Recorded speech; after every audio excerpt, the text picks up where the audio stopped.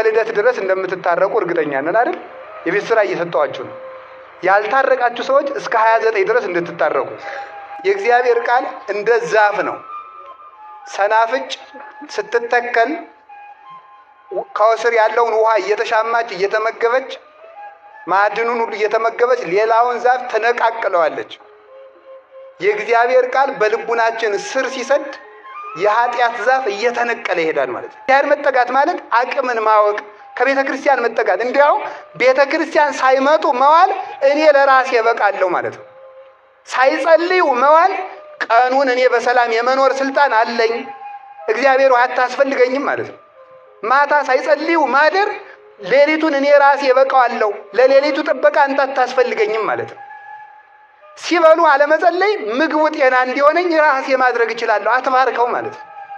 ያንን ሳይጸልዩ ማግባት ትዳሩን እኔ ራሴ በቃዋለሁ፣ ግድ የለም እግዚአብሔር አትምጣብኝ ቤቴ ማለት ነው። ይሄ እኮ ነው በእውነቱ።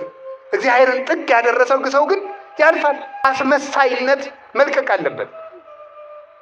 የሌላችሁን አለኝ አትበሉ። ከሰው ጋር ለመኖር ብላችሁ ድቁና ሳይኖር አለኝ አትበል፣ ውሸት ነው። ሴቱም ድንግልና ሳይኖራችሁ ነኝ ብላችሁ በተክሊል አታውቁ። ሰው ልጅ አይምሮ ከካሜራ በጣም ብዙ ሚሊየን ጊዜ አቅም አለው፣ ቀርጾ ያስቀራል። እና ሰውን ትክ ብላችሁ አትዩት። እሺ መልኩን ይቀርጽባችሁና ሌሊት እዚያ በኋላ ያን ሰው አምጡ ይላችኋል። ይሄ ነው አይንህን መልስ ነው። ወጣቶችም አስተውሉ፣ ሴቶቹም አብዳችኋል መቼም። እውነቴን ነው። ጨርቃችሁን እያሳጠራችሁ ራቁታችሁን ፎቶ እየተነሳችሁ ልቃላችሁ። ወንዱ አይኑን አፍጥጦ እዚያ መዋል። አሁን እኮ እንኳን ጻድቅ ወንድ ጀግና ወንድ እንኳን አናገኝም። ወደፊት ጅላጅል ነው ዝም ብሎ ማለት አልቋል። በሴት ፎቶ የነወለለ ነው በእውነቱ ማለት ነው። ይሄ እኮ ነው። አታውቁም? ሴቶች ታይተው የመወደድ ጸጋ አላቸው። የዚህ ምስጢር ደግሞ እነግራቸዋለሁ። የትዳር መከራው ልጅ ማጣት ነው። ልጅ ማጣት ደግሞ ዓላማ አይደለም፣ ማወቅ ያለባችሁ ማለት ነው። ልጅ ማጣት ዓላማ አይደለም። ልጅ የሚሰጥ ማን ነው? እግዚአብሔር ካልሰጠ መከነች ተብላ የምትፈታ በምን ዕዳዋ ነው? እሷ ልጅ ትፈጥራለች እንዴ? ስለዚህ ምክንያት መፋታት ኃጢአት ነው። የግድ እግዚአብሔርን የግድ ልጅ ስጠኝ ብሎ ትግል መቅጠም አይገባም። እግዚአብሔር ልጅ ያልሰጠ ወይ ልጁ ስለማይጠቅም ነው ወይ ጊዜው ገና ስለሆነ ነው።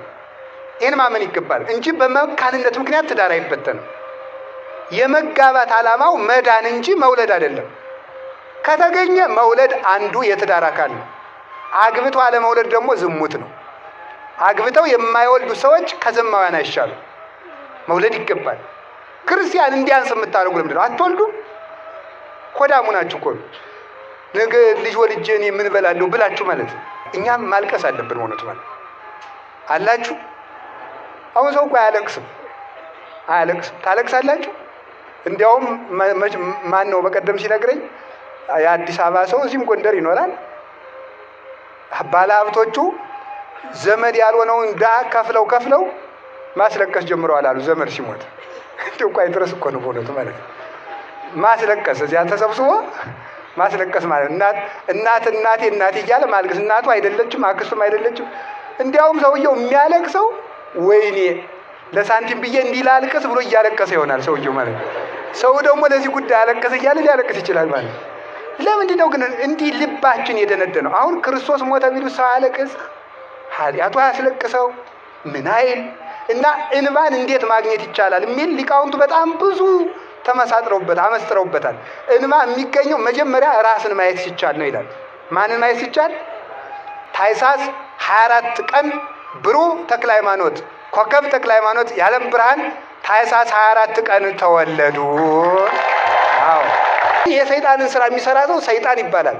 ሁለተኛ በመጽሐፈ ሄኖክ ምዕራፍ 2 ላይ እንደተቀመጠው እግዚአብሔርን የመሰሉ ሰዎች ሁሉ መንፈሳውያን እንደሚባሉ ሁሉ የሰይጣን ስራ የሚሰሩ ሁሉ ሰይጣናውያን ይባላሉ። ሰይጣንን አጠመቁት የተባለ ሰይጣን ያደረበት ልክ ልብ ብላችሁ ስሙ። እግዚአብሔር ያደረባቸው ሰዎች በእግዚአብሔር ኃይል እንደሚሰወሩ አጋንንት ያደረባቸው ሰዎች ይሰወራሉ። ስለዚህ አቡነ ተክለ ሃይማኖት ያጠመቁት ዛር ተብሎ የተጠራው ሰው ምንድነው ከተባለ ሰው ነው። ሰይጣን የተባለ ሰይጣንን በክፉ ስራ ስለመሰለ በሰይጣን ተንኮል ምን ያደርግ ይሰወር ስለነበረ ነው። በሰይጣን ተተኩል። ስለዚህ ምን ገረዙት ማለት ሰይጣንነቱን አስለቀቁለት ማለት ነው። ቅዱስ ጳውሎስ ተናግሯል። ምን ብሎ ተናግሯል? ሮሜ ምዕራፍ 3 ላይ የልቡናችን ሸለፈት እንገረዝ ብሏል። አየው። በስመ አብ ወወልድ ወመንፈስ ቅዱስ አሐዱ አምላክ በባህሪው ሞት በመንግስቱ ሽረት የሌለበት ቅድመ ዓለም የነበረ ይህንን ዓለም በካህሊነቱ የፈጠረ ይህንን ዓለም በቸርነቱ የሚመግብ የአባቶቻችን አምላክ ቅዱስ እግዚአብሔር በሀብት ስቦ በረድኤት አቅርቦ በቅዱስ ቦታው ስለሰበሰበን ስለ ቸርነቱ ሁሉ ስሙ የተመሰገነ ይሁን። የእናታችን የቅድስት ድንግል ማርያም የቅዱስ መስቀሉ የቅዱሳን መላእክት የነቢያትና የሐዋርያት የሰማዕታት የጻድቃን የደናግል የመነኮሳት የአባታችን የቡሩክ ተክለ ሃይማኖት በረከትና ረድኤት ከሁላችን ጋራ ይሁን። የተከበራችሁ ሊቃውንተ ቤተ ክርስቲያን በየማዕረጋችሁ ካህናት፣ ዲያቆናት፣ የእግዚአብሔር ቤተሰቦች አንድ አምላክ በሚሆን በአብ በወልድ በመንፈስ ቅዱስ ስም እንደምን አደራችሁ? እንደምን ሰነበታችሁ? እንደምን ቆያችሁ? በቸርነቱ ለዚህ ቀን ያደረሰን ፈጣሪያችን እግዚአብሔር ስሙ የተመሰገነ ይሁን። ሁላችሁን ለአባታችን ለብርሃነ ዓለም ለብሩህ ኮከብ ለብሩክ አባታችን ለተክለ ሃይማኖት የልደት በዓል እንኳን በሰላም አደረሳችሁ።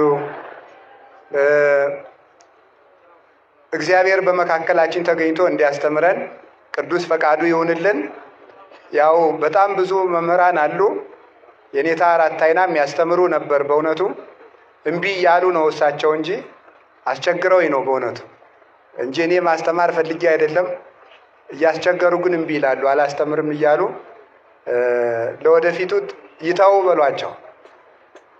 እያስቸገሩ ነው፣ አላስተምርም እያሉ ነው እንጂ እሳቸው ነበር የሚያስተምሩ። ደግሞ ምንም ነገር ቢያመካኙ እሺ አይሉ። አንድ ጊዜ ደብረ ብርሃን ቅድስት ሥላሴ ተገናኝተን አይ እርሰው ያስተምሩ እኔ ገና ተማሪ ነኝ አልኳቸው። ከኔታ ክቡር ሊቀ ሊቃውንት ዕዝራ አዲስ እየተማርኩ መንበረ መንግስት እኔ ተማሪ ነኝ፣ ሰው ያስተምሩ፣ ሰው መምህር ነው፣ ወንበር ተክለዋል አልኳቸው። ተማሪ ከሆንክ በል ታዘዝ እንግዲህ አሉ። ስለዚህ በምንም ምክንያት እያስቸገሩ እምቢ ስላሉ ለወደፊት ያስተምራሉ። ዛሬ ደግሞ እኔ እታዘዛለሁ ማለት ነው። እግዚአብሔር በመካከላችን ተገኝቶ ያስተምረን። ዘተወክፈ አሃደ ሕፃን ዘከመዝ ኪያየ ተወክፈ፣ እንደዚህ ያለውን ሕፃን የተቀበለ እኔን ተቀበለ በሉ። ሁላችሁም እንደዚህ ያለውን ሕፃን በሉ የተቀበለ እኔን ተቀበለ።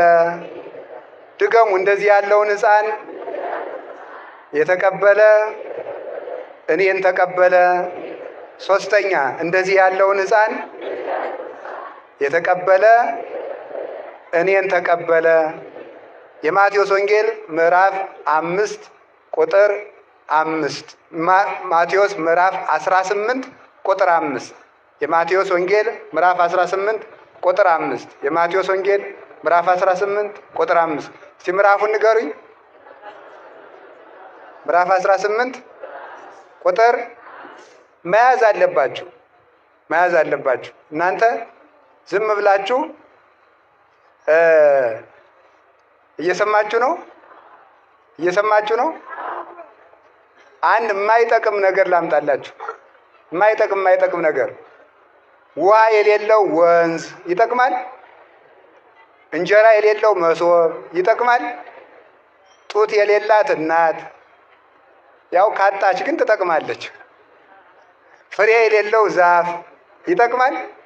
ምን ይጠቅማል? ሰይፍ የሌለው ሰገባ ይጠቅማል? ሰገባ አታውቁም? የሰይፍ መግቢያው ማለት ነው። ትጥቅ የሌለው ወታደር አሉ። የወታደሮችም በምን ይዋጋል? በምንም አይዋጋም ማለት ነው። ቃለ እግዚአብሔር የማይዝ ክርስቲያን እንደዚያ ነው ማለት ነው። እንደዚያ ነው።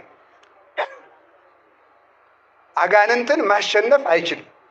አጋንንት በሕሊናው ክርክር ባነሱበት ጊዜ የኛ ሰልፋችን ጦርነታችን ከአጋንንት ጋር ነው። አጋንንትን ተከራክረን የምናሸንፍበት ሰይፍ የእግዚአብሔር ቃል ነው። ስለዚህ መያዝ አለብን። በውስጣችን የእግዚአብሔር ቃል እንደ ዛፍ ነው። ሰናፍጭ ስትተከል ከስር ያለውን ውሃ እየተሻማች እየተመገበች ማዕድኑን ሁሉ እየተመገበች ሌላውን ዛፍ ተነቃቅለዋለች። የእግዚአብሔር ቃል በልቡናችን ስር ሲሰድ የኃጢአት ዛፍ እየተነቀለ ይሄዳል ማለት ነው። መነቀል ይጀምራል። የእግዚአብሔር ቃል ግን በልቡናችን ከሌለ ግን ፈጽሞ ኃጢአት እየሰፋ እየተንሰራፋ እሾሁን እየተከለብን ይሄዳል ማለት። ስለዚህ ቃሉን መያዝ ይገባናል። እንደዚህ ያለውን ሕፃን የተቀበለ እኔን ተቀበለ። ይሄን ያለ መድኃኔዓለም ነው። እንደዚህ ያለውን ሕፃን የተቀበለ እኔን ተቀበለ ያለ ክርስቶስ ነው። ለማን ነው ያላቸው ስትሉ ለሐዋርያት ነው ያላቸው። ወመፁ ሀቤሁ አርዳዩ ለግዚ ኢየሱስ እንዘ ይብሉ መኑ እንጋ የአቢ በመንግስተ ሰማያት። የጌታችን የመድኃኒታችን የኢየሱስ ክርስቶስ ደቀ መዛሙርት ወደ ጌታ በመንግስተ ሰማያት የሚበልጥ ማን ነው እያሉ መጡ ይላል። በመንግስተ ሰማያት እንደው ትልቅ ሰው ማን ነው እያሉ ጥያቄ እየጠየቁ መጡ ይላል። ይህ ጥያቄ የተነሳባቸው ምክንያት አለው። እኔ ነኝ ወይስ ሌላ ሰው ነው? እኔ ነኝ ወይስ ሌላ ሰው? አሁን የዚህ ቤተ ክርስቲያን አጥቢያ ምዕመናን የሆናችሁ በዚህ ዙሪያ ያላችሁ ሰዎች እንዲህ ቢባል ምን ትላላችሁ? ይህንን ቤተ ክርስቲያን ከልጅነታቸው ጀምሮ የሚያገለግሉ የሚደግፉ አንድ ትልቅ ሰው አሉ ሲባል እኔን ነው የሚሆን አትሉም ትላላችሁ? እንደዚያ ነው የምንለው። መልካሙን ለራሳችን ነው የምትወስዱ። እዚህ ሰፈር ሁልጊዜ የሚሰርቅ ሰው አለ ስል ደግሞ ምንድን ነው የምትሉት? እገሌን ሳይሆን አይቀርም ነው የምትሉት ማለት ነው። መልካሙን ለራሳችን ክፉውን ለወንድማችን ነው የምንሰጠው ማለት ነው። አሁን ሐዋርያት ምን አሉ? በመንግስተ ሰማያት እንደው ትልቅ ሰው ማን ነው አሉ። ጌታን የጠየቁት አንተነህ መባል ፈልጓል ሁሉም ማለት ነው። ይህ ክርክር የተነሳባቸው ደግሞ አስታከው ለመጠየቅ ነው። በሶስት ምክንያት ነው። ቅዱስ ጴጥሮስን ጌታ ሶስት ነገር ብሎታል። አንደኛ ስሞን ወልደ ዮና የዮና ልጅ ስሞን ሆይ አንተ ብፁዕ ነህ። ብፁዕ አንተ ስሞን ወልደ ዮና አንተ ብፁዕ ነህ፣ አንተ አለት ነህ፣ አንተ ኮክ አለት የሚል ስም አወጣልሃለሁ። ወበዛቲ ኮክ አንጻ ለቤተ ክርስቲያኔ በዚያች አለት ላይ ቤተ ክርስቲያኔን እሰራታለሁ። ወይክልዋ አናቅጸ ሲኦል አንቀልቅሎታ ወአማስኖታ የሲኦል ደጆች አናውጻቱም፣ ቤተ ክርስቲያንን በአንተ አለት ላይ መሰርታታለሁ ብሎ ለቅዱስ ጴጥሮስ ጌታ አለት የሚል ስም አወጣለት። አሃ እሺ፣ አለት የሚል ስም አወጣለት። ለእኛስ አላወጣም። እንኳን አለት ድንጋይ የሚል ስም አላወጣለን። እሺ ለምን? አንድ ጥያቄ በሉ። ሁለተኛ ደግሞ ምን ይላል? ወለከ እሁበከ መራሁተ ዘመንግስተ ሰማያት ዘአሰርከ በምድር ይኩን እሱረ በሰማያት ወዘፈታይከ በምድር ይኩን ፍትሐ በሰማያት። በሰማይ ያሰርከው በምድር ያሰርከው በሰማይ ይታሰራል፣ በምድር የፈታኸው በሰማይ ይፈታል። የመንግስተ ሰማያት መክፈቻ ቁልፍ እሰጥሃለሁ አለው። አሃ ቅዱስ ጴጥሮስ ነው የሚበልጥ ማለት ነው። ሁለተኛ ጥያቄ። ሶስተኛ ደግሞ አንድ ቀን ጸሐፍት ፈሪሳውያን ተሰብስበው መጡና መምህር አሉት ጌታን። አቤት። ለቄሳር ግብር እንክፈል አንክፈል? የዚህ ዓለም አንዱ ተንኮሉ መምህራንንና አባቶችን በፖለቲካ አጣብቂኝ ውስጥ ማስገባት ነው። አንዱ ተንኮሉ አሁን እዚህም ውስጥ እኮ አለ። እዚህ ወሬ ሊጠባ የመጣም ፖለቲካ የምንሰብክ መስሎት የመጣ እዚህም ውስጥ አለ አሁን ማለት ነው። እነማን እንደሆኑ እግዚአብሔር ያውቃል። ለነፍስ ተምረህ ብትሄድ ይሻል ነበር ይልቅ ማለት ነው። አሁን ምን አሉት? ለቄሳር ግብር እንክፈል አንክፈል አሉት። አይ ክፈሉ ቢል አረ የሰውዬ ፖለቲከኛ ነው ሊሉት፣ አትክፈሉ ቢል ደግሞ በመንግስት ላይ ያምጻል ሊሉት ማለት ነው። ችግር እኮ ነው እናንተ። ከሰው ጋር መኖር እኮ ችግር እኮ ነው። ክርስቶስን በዚህ አጣብቂ ጥያቄ ጠየቁት ማለት ነው። ዛሬ የቤተክርስቲያን አባቶችን ይሄ መንግስት ልማታዊ ነው ቢባል ፖለቲከኛ ናቸው፣ እኒህ ሰውዬ ተነካክተዋል ማለት ነው ይባላል። ይሄ መንግስት ሌባ ነው ቢባል ደግሞ እኔም አላልኩም ተሰረቀም እንላለን። ሌባ ነው ደግሞ ከተባለ ደግሞ አሃ ይሄን መንግስት ሊገለብጡ ነው ማለት ነው ደግሞ ይባላል ማለት ነው። ችግር ሁሉንም ሲናገሩ ችግር ነው። ከዚያ በኋላ ጌታን ምን አሉት? ሳንቲሙ የማሲ ሳንቲሙን አምጡት አላቸው። አመጡት። ዘመኑቱ መልኩ ወመጽሐፉ ከመጽሐፉ ላይ የተጻፈው ስምና ፎቶ የማን ነው አሉ። በቀኝ በኩል የኪሩቤል ስዕል አለው፣ በግራ በኩል የቄሳር ስዕል አለው። ሊያስቸግሩ አይደል የመጡ? በሉ እንግዲያስ የቄሳርን ለቄሳር የእግዚአብሔርን ለእግዚአብሔር ስጡ አላቸው። ምን ማለት ይመስላል? አንድ ጎኑን ለቄሳር አንድ ጎኑን ለእግዚአብሔር ስጡ ማለት ይቻላል? አንዱን ሳንቲም አስቸግረው ስለመጡ አስቸጋሪ መልስ መልሶ ሰደዳቸው ማለት ነው። እንዳይችሉ አደረጋቸው። ጥሩ በዚህ ተረተናል አሉና ሌላ ቀን ከበድ ያለ ጥያቄ አመጡ። ለደቀ መዛሙርቱ ቀረብ አሉና መምህራችሁ ግብር የማይከፍል ለምንድን ነው አሉ። አሁን የማይታለፍ ጥያቄ አመጡ። በሐሳብ የመጣውን በሐሳብ ረታቸው። አሁን በተግባር መጡ። መምህራችሁ ለምን ግብር አይከፍልም አሉ። የነገስታት ልጆች ይገብራሉ አይገብሩም አላቸው። አይገብሩም ያስገብራሉ እንጂ። እንግዲህ እኔ የአብ የባህሪ ልጁ ገብራለሁ እንዴ? አስገብራለሁ እንጂ የንጉሥ ነገሥት የአብ ልጅ እኮ ነኝ እኔ፣ የንጉሥ ልጅ እኔም ንጉሥ ነኝ አላቸው። ግን ከመይታ ወቁ ህዝቡ እንዳይበጠበጥ ግን አለ ቅዱስ ጴጥሮስን ሂድና ባህር እዚያ አሳ ተቀበልና አሳ አጥማጆች ሄደ አሳው ግብር አምጥተህ ክፈል አለው። እዚያ በኋላ ተመልከቱ ምን አደረገ። አሳው ሲወጣ ከአሳው ውስጥ ምን አገኘ? ወርቅ ዲናር አገኘ። እዚያ በኋላ ያንን ከፈለ። ምን አደረጉ መሰላችሁ? ሕግን ማክበር ስለሚገባው የሕግ ባለቤት ስለሆነ ግብር ከፈለ። ጌትነቱን ለመግለጥ ግን ለእኔ ባህር ትገብርልኛለች እናንተ ገብር ትሉኛላችሁ አላቸው። እኔ ባህርን የማስገብር የባህር ፈጣሪዋ ነኝ። እንስሳት አራዊት ለእኔ አውቀው ይገብራሉ። ምድር ትገብርልኛለች፣ ሰማይ ለእኔ ይገብራል። ይባርክዎ ሁሉ ግብረ እግዚእ ለእግዚአብሔር። እግዚአብሔር የፈጠራቸው ፍጥረታት ሁሉ የምስጋና ግብርን ለእግዚአብሔር ያወጣል። ለእኔም ለአንተም ክፈል ብሎታል ቅዱስ ጴጥሮስን። እንግዲህ ቅዱስ ጴጥሮስን ለእኔም ለአንተም ግብር ክፈል ካለው ቅዱስ ጴጥሮስን ከራሱ ጋር እኩል እያደረገው ስለሆነ ጴጥሮስ ነው የሚበልጥ ማለት ነው። ቁርጡን ይንገረን ዛሬ አሉ ሐዋርያት። ሶስት ነገር ለይቶ ስላደረገለት ዛሬ ቁርጡን ማወቅ አለብን። ማን ነው ትልቅ ብለው ጠየቁት። እሱ ደግሞ ነገሩን ከጉዳይ ያወጣና ወፀዋ አሃደ ሕፃነ ወአቀመ ማእከሌሆሙ። ነገሩን ጴጥሮስንም ሳይጠራ ዮሐንስንም ሳይጠራ ቶማስንም ሳይጠራ ሌላውንም ሳይጠራ አንድ ሕፃን መጣና ከመካከላቸው አቆመ። ሕፃን ነው። ያን ሕፃን አቆመና ምን አላቸው? አማን አማን እብለክሙ እመ ኢተመየጥክሙ ከመዝንቱ ሕፃን ይትበጉ ውስተ መንግሥተ እግዚአብሔር። እውነት እውነት እላችኋለሁ ካልተመለሳችሁ እንደዚህ ሕፃን ካልሆናችሁ መንግሥተ ሰማያት አትገቡም አለ።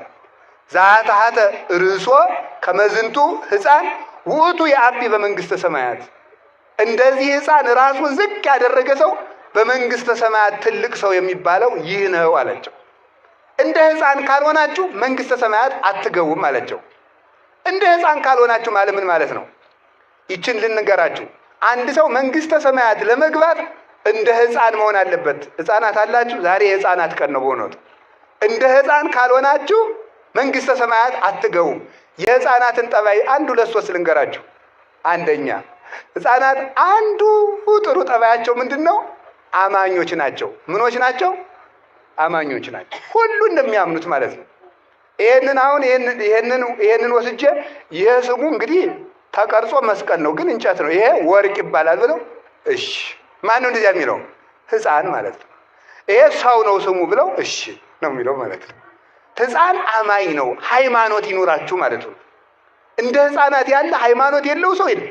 እነገሌ ቤት ጅብ ታስሯል ቢባል እሺ ማን አመጣው አይል፣ እነማን አመጡት አይል፣ ምን ይበላል አይል፣ ሰዎቹ እንዴት ቤታቸው ሲያስቀምጡት አይበላቸውም አይል፣ ዝም ብሎ ማመን ማለት ነው።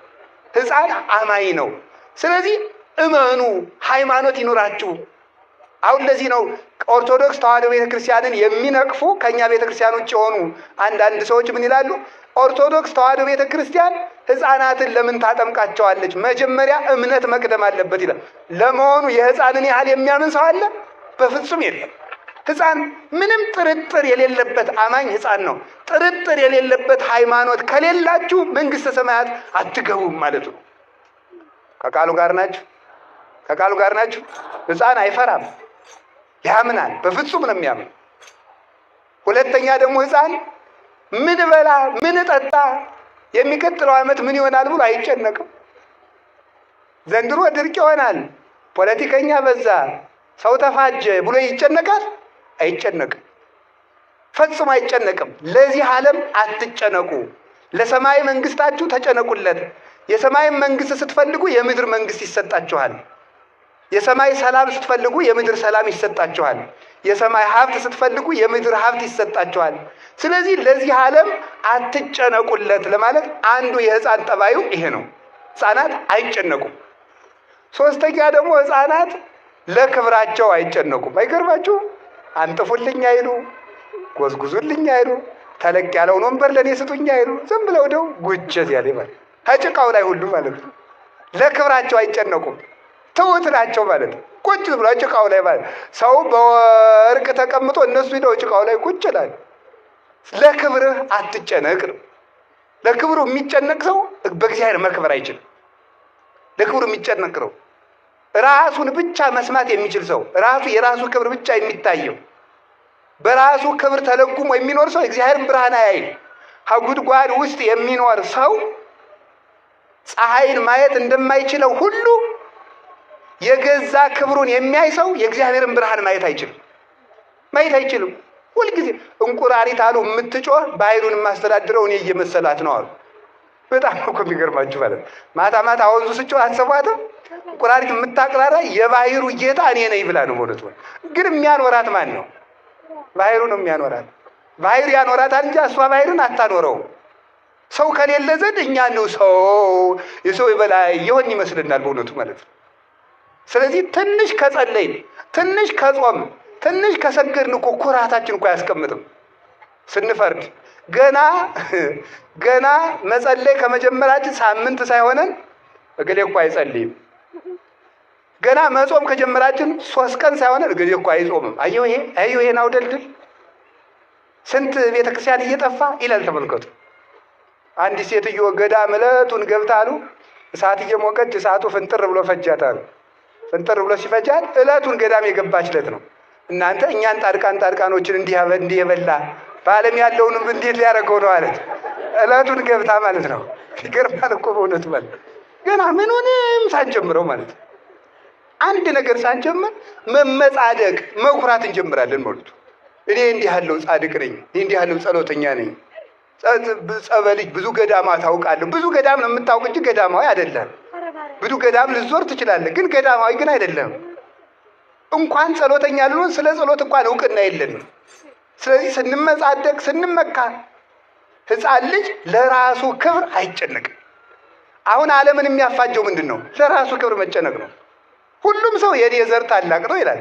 የማን ዘር ነው እንግዲያ? ትንሽ እንደው እኮ ግሩም ነው። ሁሉም ሰው የኔ ዘር ትልቅ ነው። ሁሉንም ሰው ስሙት ማለት እኛ ኢትዮጵያውያን፣ ደግሞ ስትሄዱ እኛ ሶማሊያውያን፣ ቀጥል እኛ ናይጄሪያውያን፣ ቀጥል እኛ ሞሮኮውያን፣ ሁሉም ማለት ነው። እኛ እንደዚህ እኛ እንደዚህ እንዲህ ያለውን ኩራት ነው መተው። ልናገር አንድ ቃል አይከፋችሁም? የሚፈርስ የሚበሰብስ የባሰም ልናገር ነው። የሚተላ የባሰም ልናገር። የሚሸት የሰው ልጅ ምን ያኮራዋል ይላል ሲራክ ነው ያለ። በሶስተኛው ቀን ቀብረው ሲመለሱ የምትለወጥ አይደለም እንዴ ይላል። ምን ያኮራል? ቁም ነገር አይደለም ኩራታችን። እውቀቱን ስንኮራበት ምን ትፍከ ዘይነሳ አይቀም ካልከ ተምረህ እኮ ነው። የበላይ መምህር እኮ አለብህ፣ አስተምሮሃል እኮ። እንዲያውም ቅዱስ ባስልዮስ እንኳን ዘቂሳርያማ ሲናገር ምንም ሊቅ ብትሆን የፊደሉ መምህር ይበልጣል። ፊደል አስተምሮሃል። ፊደልን ያላወቅበት ጊዜ ነበር። ስለዚህ የፊደል መምህር ይበልጣል። ምን ያመጻድቃል? ብትማር እውቀቱ ተጭኖብህ። ሰው እንደ ሜሞሪ እኮ ነው። መምህር ጭኖብህ ነው ያወቅከው። መልከኛ ብትሆን መልክህን አፍንጫህን አልሰራው እግዚአብሔር ነው የሰራ እንጂ። ምን ያኮራል? ሀገር ቢኖርህ ሀገር የሰጠህ እግዚአብሔር ነው ሊመሰገን የሚገባው። ኃይል ቢኖርህ ኃይል የሰጠህ እግዚአብሔር ነው የሚመሰገነው። ብትሰጥ እግዚአብሔር የሰጠህን ነው። ብትናገር እግዚአብሔር ያናገረህን ነው። ምን ቁም ነገር አለው የሰው ልጅ? እኛ እንዲህ ያለ እየኮራን ነው መኖር ያቃተን።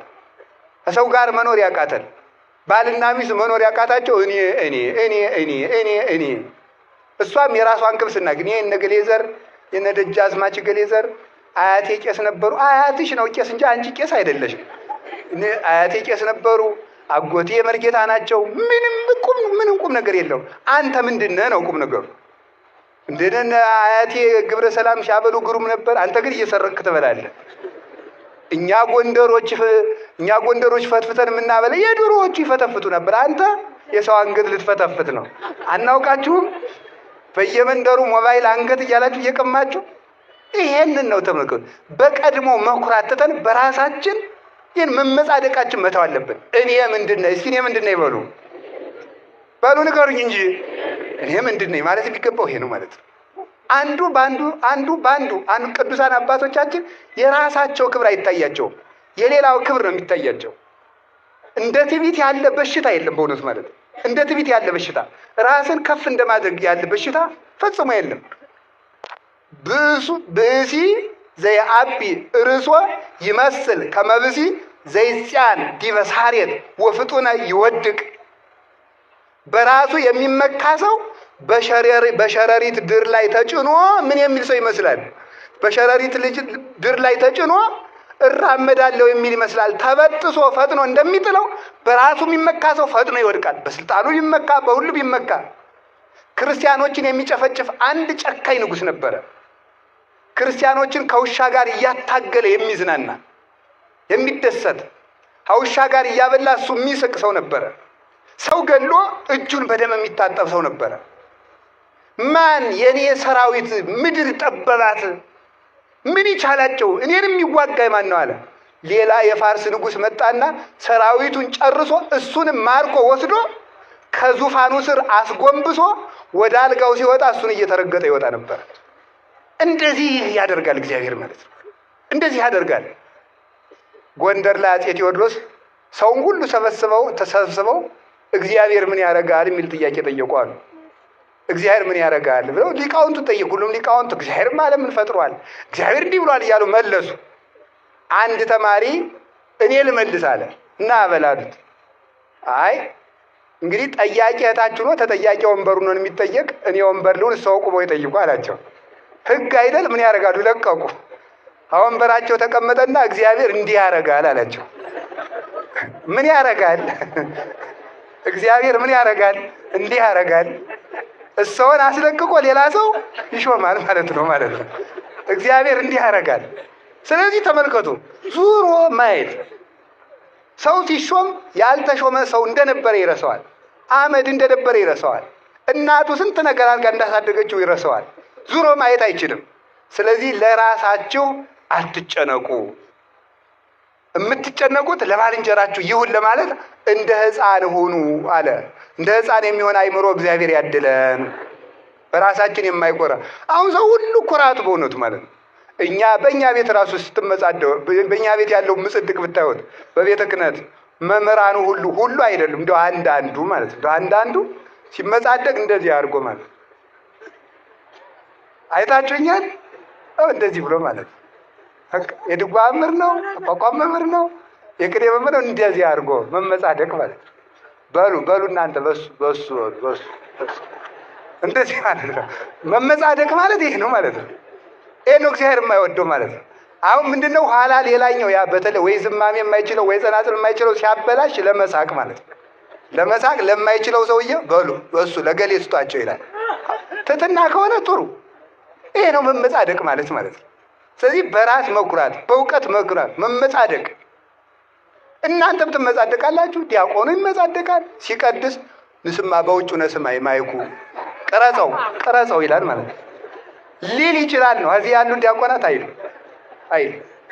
እንደዚህ ማለት መመጻደቅ። እናንተ መመጻደቅ፣ በመስጠታችሁ በመጻደቅ፣ ሰበካ ጉባኤ መሆናችሁ በመመጻደቅ፣ ቤተክርስቲያን በመስረታችሁ በመመጻደቅ፣ ዝክር በመዘከራችን መመጻደቅ፣ በሁሉ ነገር መኩራት። እንዲህ ያለ ነገር ፈጥኖ ይጥላል። ይህንን ቤት ያደረገው የተፈጨ አሸዋ ተጠራቅሞ ነው። እኛ የቆምነው ህብረት ስላለንና እግዚአብሔር ብናኝ የነበርነውን አፈር አጠራቅሞ ስለሰራን ነው። እግዚአብሔር ስላቆመን ነው እንጂ በራሳችን የቆምነው ነገር የለም። ይሄ ከዚህ ቤት ተመልከቱ። አንድ ጠጠር መቀነስ ብንጀምር ቤቱ መናድ ይጀምራል። እግዚአብሔር አንዲት ነገር ቢቀንስ የምንናድነን ሁላችንም። ይሄንን ነው መኩራትና ራስን ማየት። እንደ አውራ ዶሮ ዝም ብሎ መኩራት። አውራ ዶሮ የሌለውን ክብር ዝም ብሎ ጀምነን የሚኮራ ሰው ዶሮ ነው። እግዚአብሔራዊ አይደለም፣ ሰው አይደለም። ራሱ በእውነቱ ማለት ሰው አይደለም። ጉንዳን እኮ ትበልጣለች፣ አይጥ ትበልጣለች እኮ። ምን የሚያኮራን ነገር አለ? ይሄንን ነው እንደ ሕፃን ካልሆናችሁ አትገቡም ያላቸው። ከቃሉ ጋር ናችሁ። ሌላ ሕፃናት ምንድን ናቸው?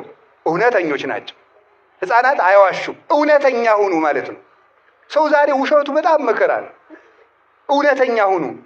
አሁን ሕፃን ልጅ እናት ወቤቱና ሰው ሲመጣ የለችም በል ብትለው ምንድን ነው የሚለው? እናት አለች የለችም በል ብላኛለች እንጂ አለች ነው የሚለው። ይህንን ነው ተመልከቱ። አየህ፣ እውነተኛ ነው ሕፃን፣ እውነተኛ ነው። እውነተኛ ሁኑ፣ አትዋሹ፣ አትቀልዱ። ውሸታም ነው ሰው ማለት ነው። ሲያገባ መዋሸት፣ ምን ሲል መዋሸት፣ የሌለውን አለኝ ማለት፣ ሳይደርስ ደርሻለሁ ማለት። ውሸትን ደግሞ እንደ ቀላል ታወታላችሁ። የመርዝ ትንሽ እንደሌለው የኃጢአት ትንሽ የለው። የኃጢአት ትንሽ የለው። መርዝ ከሆነ ይገላል፣ ኃጢአት ከሆነም ይገላል። ስለዚህ ውሸትን ሰው ዛሬ አቀሎታል። ኃጢአት የሚመስለው ወይ መግደል ወይ ዝሙት ብቻ ነው የሚመስለው፣ ወይ መስረቅ ነው። መዋሸት ትልቅ ኃጢአት ነው። እግዚአብሔር እውነት ነው። እንዲያውም እግዚአብሔር እውነት ስለሆነ ከእግዚአብሔር ጋር ቀጥታ ትግል የሚገጥም ሰው ውሸታም ሰው ነው። እግዚአብሔር እውነት ነውና አትዋሹ፣ እውነተኛ ሁኑ። የሌላችሁን አለኝ አትብሉ፣ ያላችሁን የለኝም አትበሉ። ከቃሉ ጋር ናችሁ። እግዚአብሔር ከሁላችን ጋር ይሁን። እስመ ሐሰት ርዕሰ አመፃ። ሐሰት የክደት ሁሉ ራስ ነው፣ የኃጢአት የበላይ ነው። ይህንን ውሸት ነው ማጋለጥ ያለብን።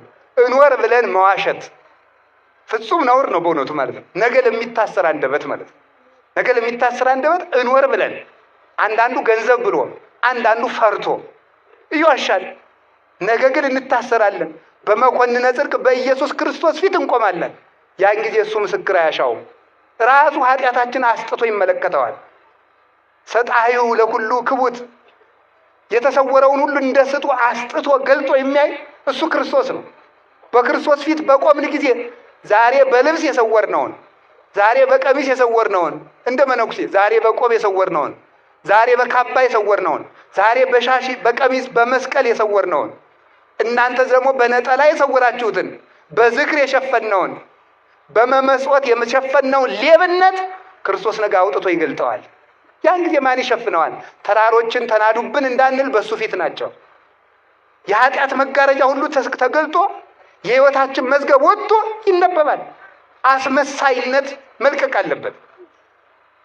የሌላችሁን አለኝ አትበሉ። ከሰው ጋር ለመኖር ብላችሁ ድቁና ሳይኖር አለኝ አትበል። ውሸት ነው። ሴቱም ድንግልና ሳይኖራችሁ ነኝ ብላችሁ በተክሊል አታውቁ። ውሸታም ሁሉ የምትዋሹትን ማለት ነው። የማያትዋሹትን አላልኩም። እንዲህ ማድረጋችንን መተው አለብን። እግዚአብሔር ይቀለዳል? እግዚአብሔር ይዘበትበታል? አይዘበትበትም። ሳንታረቅ የታረቅን ምስልን ማስቀደስ ውሸት ነው ይሄ። ስለዚህ ውሸታም አትሁኑ ለማለት እንደ ሕፃን ሁኑ። እንደ ሕፃናት እውነተኞች ያድርገን እግዚአብሔር። ከቃሉ ጋር ናችሁ። ሌላ ደግሞ ሕፃናት ምን አይሉም ደግሞ ቂም የላቸውም። ሕፃናት ይሄ ነው ደግሞ የዋሃን ናቸው። ሕፃናት ቂም የላቸውም። ተጣልተው በድንጋይ ተፈራግዘው ነግሬሃለሁ ነገ ይመታል የገሌች ልጅ እንዳትጫወተ እሱ ጋር በበነገው አብሮ ይገኛል። ቂማችሁን ተው ለማለት ነው። ሕፃን ሁኑ ያለን ቂም ተው። ቂም አይኖርባችሁ። ቂም በሰው ልብ ውስጥ ተቀምጦ የሰውን ሕይወት የሚበላ ትል ነው ይላል ወግሪስ የሚባል አባት። የሰውን ሕይወት የሚቦረብር ቂም ነው። ቂመኛ ሰው ሰላም የለውም። ራሱን ትል የቆሰነት አካል እንደሚበላ የሰውን ሕሊና የሚበላ በውስጥ የተቀበረ አውሬ ቂም ነው።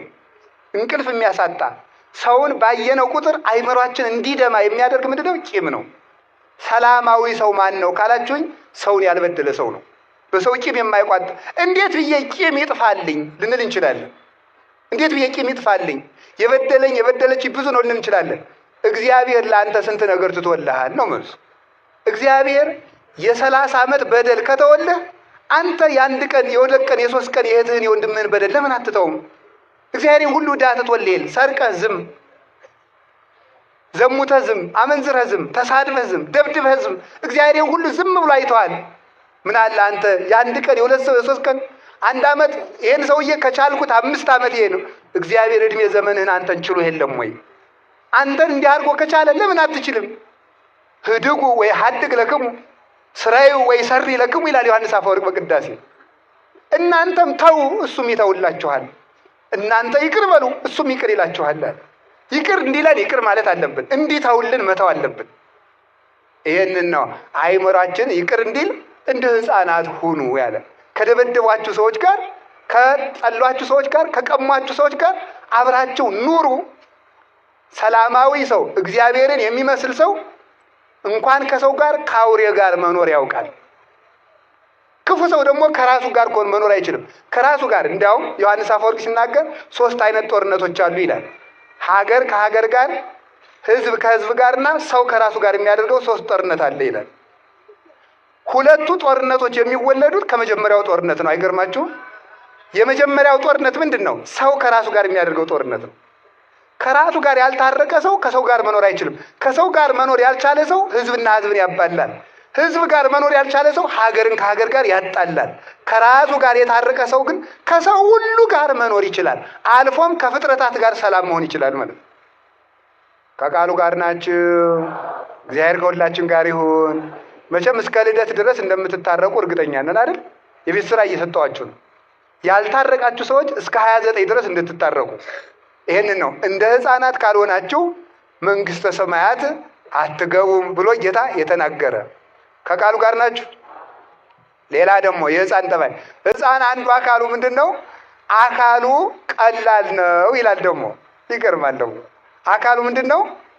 አቤት እያጽቆ ይላል። ተመልከቱ። በውስተ ሁሉ ፍናው ይላል። ተመልከቱ። በቀጭን መንገድ ለመሄድ አካሉ አያስቸግረውም። ሕፃን ልጅ ሹሉክሉክሉክ ትላለች በጠባቧ ሁሉ ማለት ነው። አጭር ነው፣ ቀጭን ነው። ስለዚህ በፈለገው ማለፍ ይፈልጋል። ይበጽሕ ሀበ ዘፈቀደ፣ ወደ ፈቀደው ምን ይላል አለ? ይደርሳል። ለምን? አካሉ ቀላል ነው ይላል። በዚህ ዓለም ላይ ተመልከቱ። አንተም በጠባብ መንገድ ግባ፣ ራስህን አክብረህ አትየው፣ ቀላል አድርገው። ጠባብ መንገድን ምረጥ፣ ግዙፍ ነገርን አትውደድ። ስለዚህ ሕፃናት ቀላሎች ናቸው። ስለዚህ እነሱ ጠባብ መንገድን ማለፍ ይችላሉ። አንተም በጠባብ መንገድ እንድታልፍ ብለህ ሰማይ መንገድህ ቀለል ብለህ ኑር። ከቃሉ ጋር ናችሁ። ከቃሉ ጋር ናችሁ። ሲበሉም ቀለል አድርጎ መብላት ማለት ነው። ይኸው እንደዚያ ነው ማለት ነው። ዮሐንስ አፈወርቅ ብሏል፣ ሆድ እንደ መርከብ ነው ብሏል። አሁን እኔ በጀልባ እየተመላለስኩ ስለሆነ ጀልባይቱን አሁን ትንሽቱን ጀልባ ዝም ብለን ብንጭላት ምን ትላለች? አቤት መስጠም። ያለ አቅሙ የሚበላ ሰውም አይምሮው ይሰጥማል። እዚህ በኋላ በጎ ማሰብ አይችልም። ዝም ብሎ መተኛት ነው። እየጸለየም መተኛት፣ እያነበበም መተኛት። አይምሮ ሁሉ ግዙፍ ስለሆነ ጭንቅላቱ ይሰጥማል። ሆድ ምንድን ነው ካላችሁኝ፣ መብል ሆድን ያሰጥማል፣ ሆድ አይምሮን ያሰጥማል፣ አይምሮ ህይወትን ያሰጥማል። በዚህ ነው የሚሰጥመው ሰው። ሆዳም ሰው አይምሮ የለውም፣ ለሰውም አያስብም። ገበሬው ራሱ የሌለ እንዴ በቃሪያ የሚበላ ሰውና በጫማ የሚሄድ ሰው ለጓደኛው ያዝነው። ቃሪያው ሲያቃጥለው ዝም ብሎ መገምደል ነው።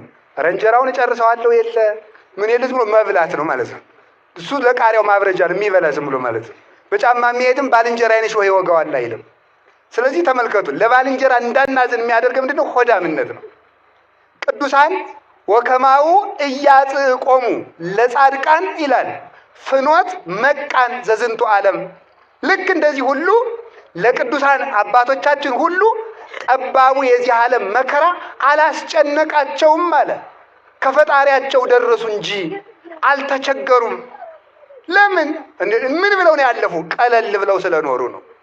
ቅዱስ ያሬድ ይጠይቃል፣ እፎ አምሰጥዎ ለመጽብብ ከመይባእዎ ለመርህብ ይላል። ወደ ሰፊ ሀገር ለመግባት ቅዱሳን ጠባቡን ሀገር እንዴት ብለው አለፉት ብሎ ይጠይቃል ቅዱስ ያሬድ። እንዴት ብለው አለፉት ይልና ደሪዮሙ ወታጊሶሙ ታግሰው ነዋ ይላል። ታግሰው ጸንተው አለፉት አለ። ጠባቡን አልፈው እንዴት ከሰፊ ሀገር ተደረሱ? እና አቡነ ተክለ ሃይማኖት እና አቡነ ገብረ መንፈስ ቅዱስ እንዴት ይሄንን ጭንቅ የሆነ ዓለም አለፉት ይባል? ታግሰው ሰውነታቸውን አቅልለው ወደ መንግስተ ሰማያት መግባት ቻሉ። ጠባቡን ዓለም አለፉት። የሕፃናት አንዱ ጠባያቸው ይህ ነው። ከቃሉ ጋር ናችሁ። እግዚአብሔር ከሁላችን ጋር ይሁን። ሌላው ሕፃናት ሳይመረምሩ ይታዘዛሉ። እስኪ ሳይመረምሩ ይታዘዛሉ በሉ። ምን ሳይሉ ይታዘዛሉ? ሳይመረምሩ ይታዘዛሉ። ሳይመረምሩ መታዘዝ ምን ማለት ነው? አይ ይሄ ነገር አይሆንም፣ ይሄ ነገር አይሆንም አይሉም፣ ይታዘዛሉ። እንዲህ አድርግ እሺ፣ ይሄን እንዲህ አድርግ እሺ። ሲደረግ የታየው ሁሉ ያለመመርመር ይታዘዛሉ። እንደዚህ ሁሉ ለፈጣሪያችን ሳንመረምር መታዘዝ አለብን ይላል። ለአባቶቻችን መታዘዝ አለብን። አባ ጳውሎስ እና አባ ዮሐንስ የሚባሉ ሁለት አባቶች ነበሩ እና ደቀ መዝሙሩን ምን አለው መሰላችሁ? ከቃሉ ጋር ናችሁ? ሂድና አሉት። ሂድና ከጅብም የሚበልጥ ከነብርም የሚበልጥ ከአንበሳም የሚበልጥ ከዘንዶም የሚበልጥ ከአውሬ ሁሉ የሚበልጥ አንድ ጨካኝ አውሬ ነበረ። ያ አውሬ እየመጣ መቃብር ቤት ውስጥ ከብት እያደነ በግ እያመጣ ይመገባል። ሂድና ከዚያ መቃብር ቤት ውስጥ ከዚያ አውሬ ስጋ ቀምታ አምጣልኝ አለው። መነኩሴ ነው፣ ባይታዊ ነው። እንዴት አድርጎ ይቻላል? ኋላ ጭራሽ ደግሞ ምን ይሉታል? እሺ ብሎ የደሱ ሳይጠራጠር መታዘዝ በተፈጥሮ የማይቻለውን ኃይል ሁሉ ይሰጣል። እሺ ብሎ ሲሄድ ምን አደረገ መሰላቸው? ወደዚህ አራቅ ሲል ቆይ አንድ ነገር ረስቼ ጆሮውን ይዘህ እየጎተትክ አምጣልኝ አሉት። በጣም አስቸጋሪ ጥያቄ ነው። አውሬውን ጭራሽ ስጋዞ መምጣት ከባድ ነው። እንደገና ደግሞ ምን ማለት አውሬውን ዘን እሺ አለ። እሺ አለ። ኋላ ምን አሉ? ራቅ ሲል ደግሞ እንዲህ አሉ። እምቢ ያለህ እንደሆነ አባ ዮሐንስ ነው የሚባሉት። አባ ዮሐንስ ና ብሎ አልበለዋል።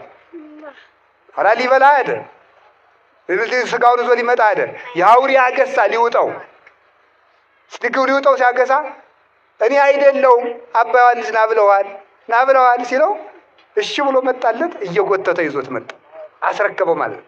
ይሄ ሁሉ የሚያመጣው ምንድን ነው? መታዘዝ፣ ለእናት አባት መታዘዝ፣ ለካህናት። እንዲያውም ቅዱስ ጳውሎስ ምንድን ነው የሚለው? ለእግዚአብሔር ብላችሁ ለጠማማም ቢሆን ታዘዙ። እስቲ በሉ ለእግዚአብሔር ብላችሁ በሉ። ለምንም ቢሆን ታዘዙ። ለጥመቱ አንታዘዝም፣ ለጠማማው ነው የምንታዘዝ። ለጠማማው እንታዘዛለን፣ ጠማማነቱን አንቀበልም። ለጠማማ ሰውም ቢሆን ታዘዙ። ለጠማማ ሰው ስትታዘዙ ከመዘለ እግዚእነ ለክርስቶስ እንደምትታዘዙ ቁጠሩት። መታዘዛችሁ ምን ያደርጋችኋል? ያከብራችኋል። አንድ አባ ዳንኤል የሚባል የተከበረ አባት ነበረ። ስሙ የተጠራ መነኩሴ፣ ተአምርን የሚያደርግ በገድል ተቀጥቅጦ የኖረ ኃይለ እግዚአብሔር ያደረበት ነበር። ኋላ አንድ ወንበዴ እናቶች ገዳም አባ ዳንኤል ነይ ብዬ ልሂድ አለ። ሽፍተው ሄደና አንኳኳ። ማን? አባ ዳንኤል። ከፈቱልን። አያውቁትም አባ ዳንኤል።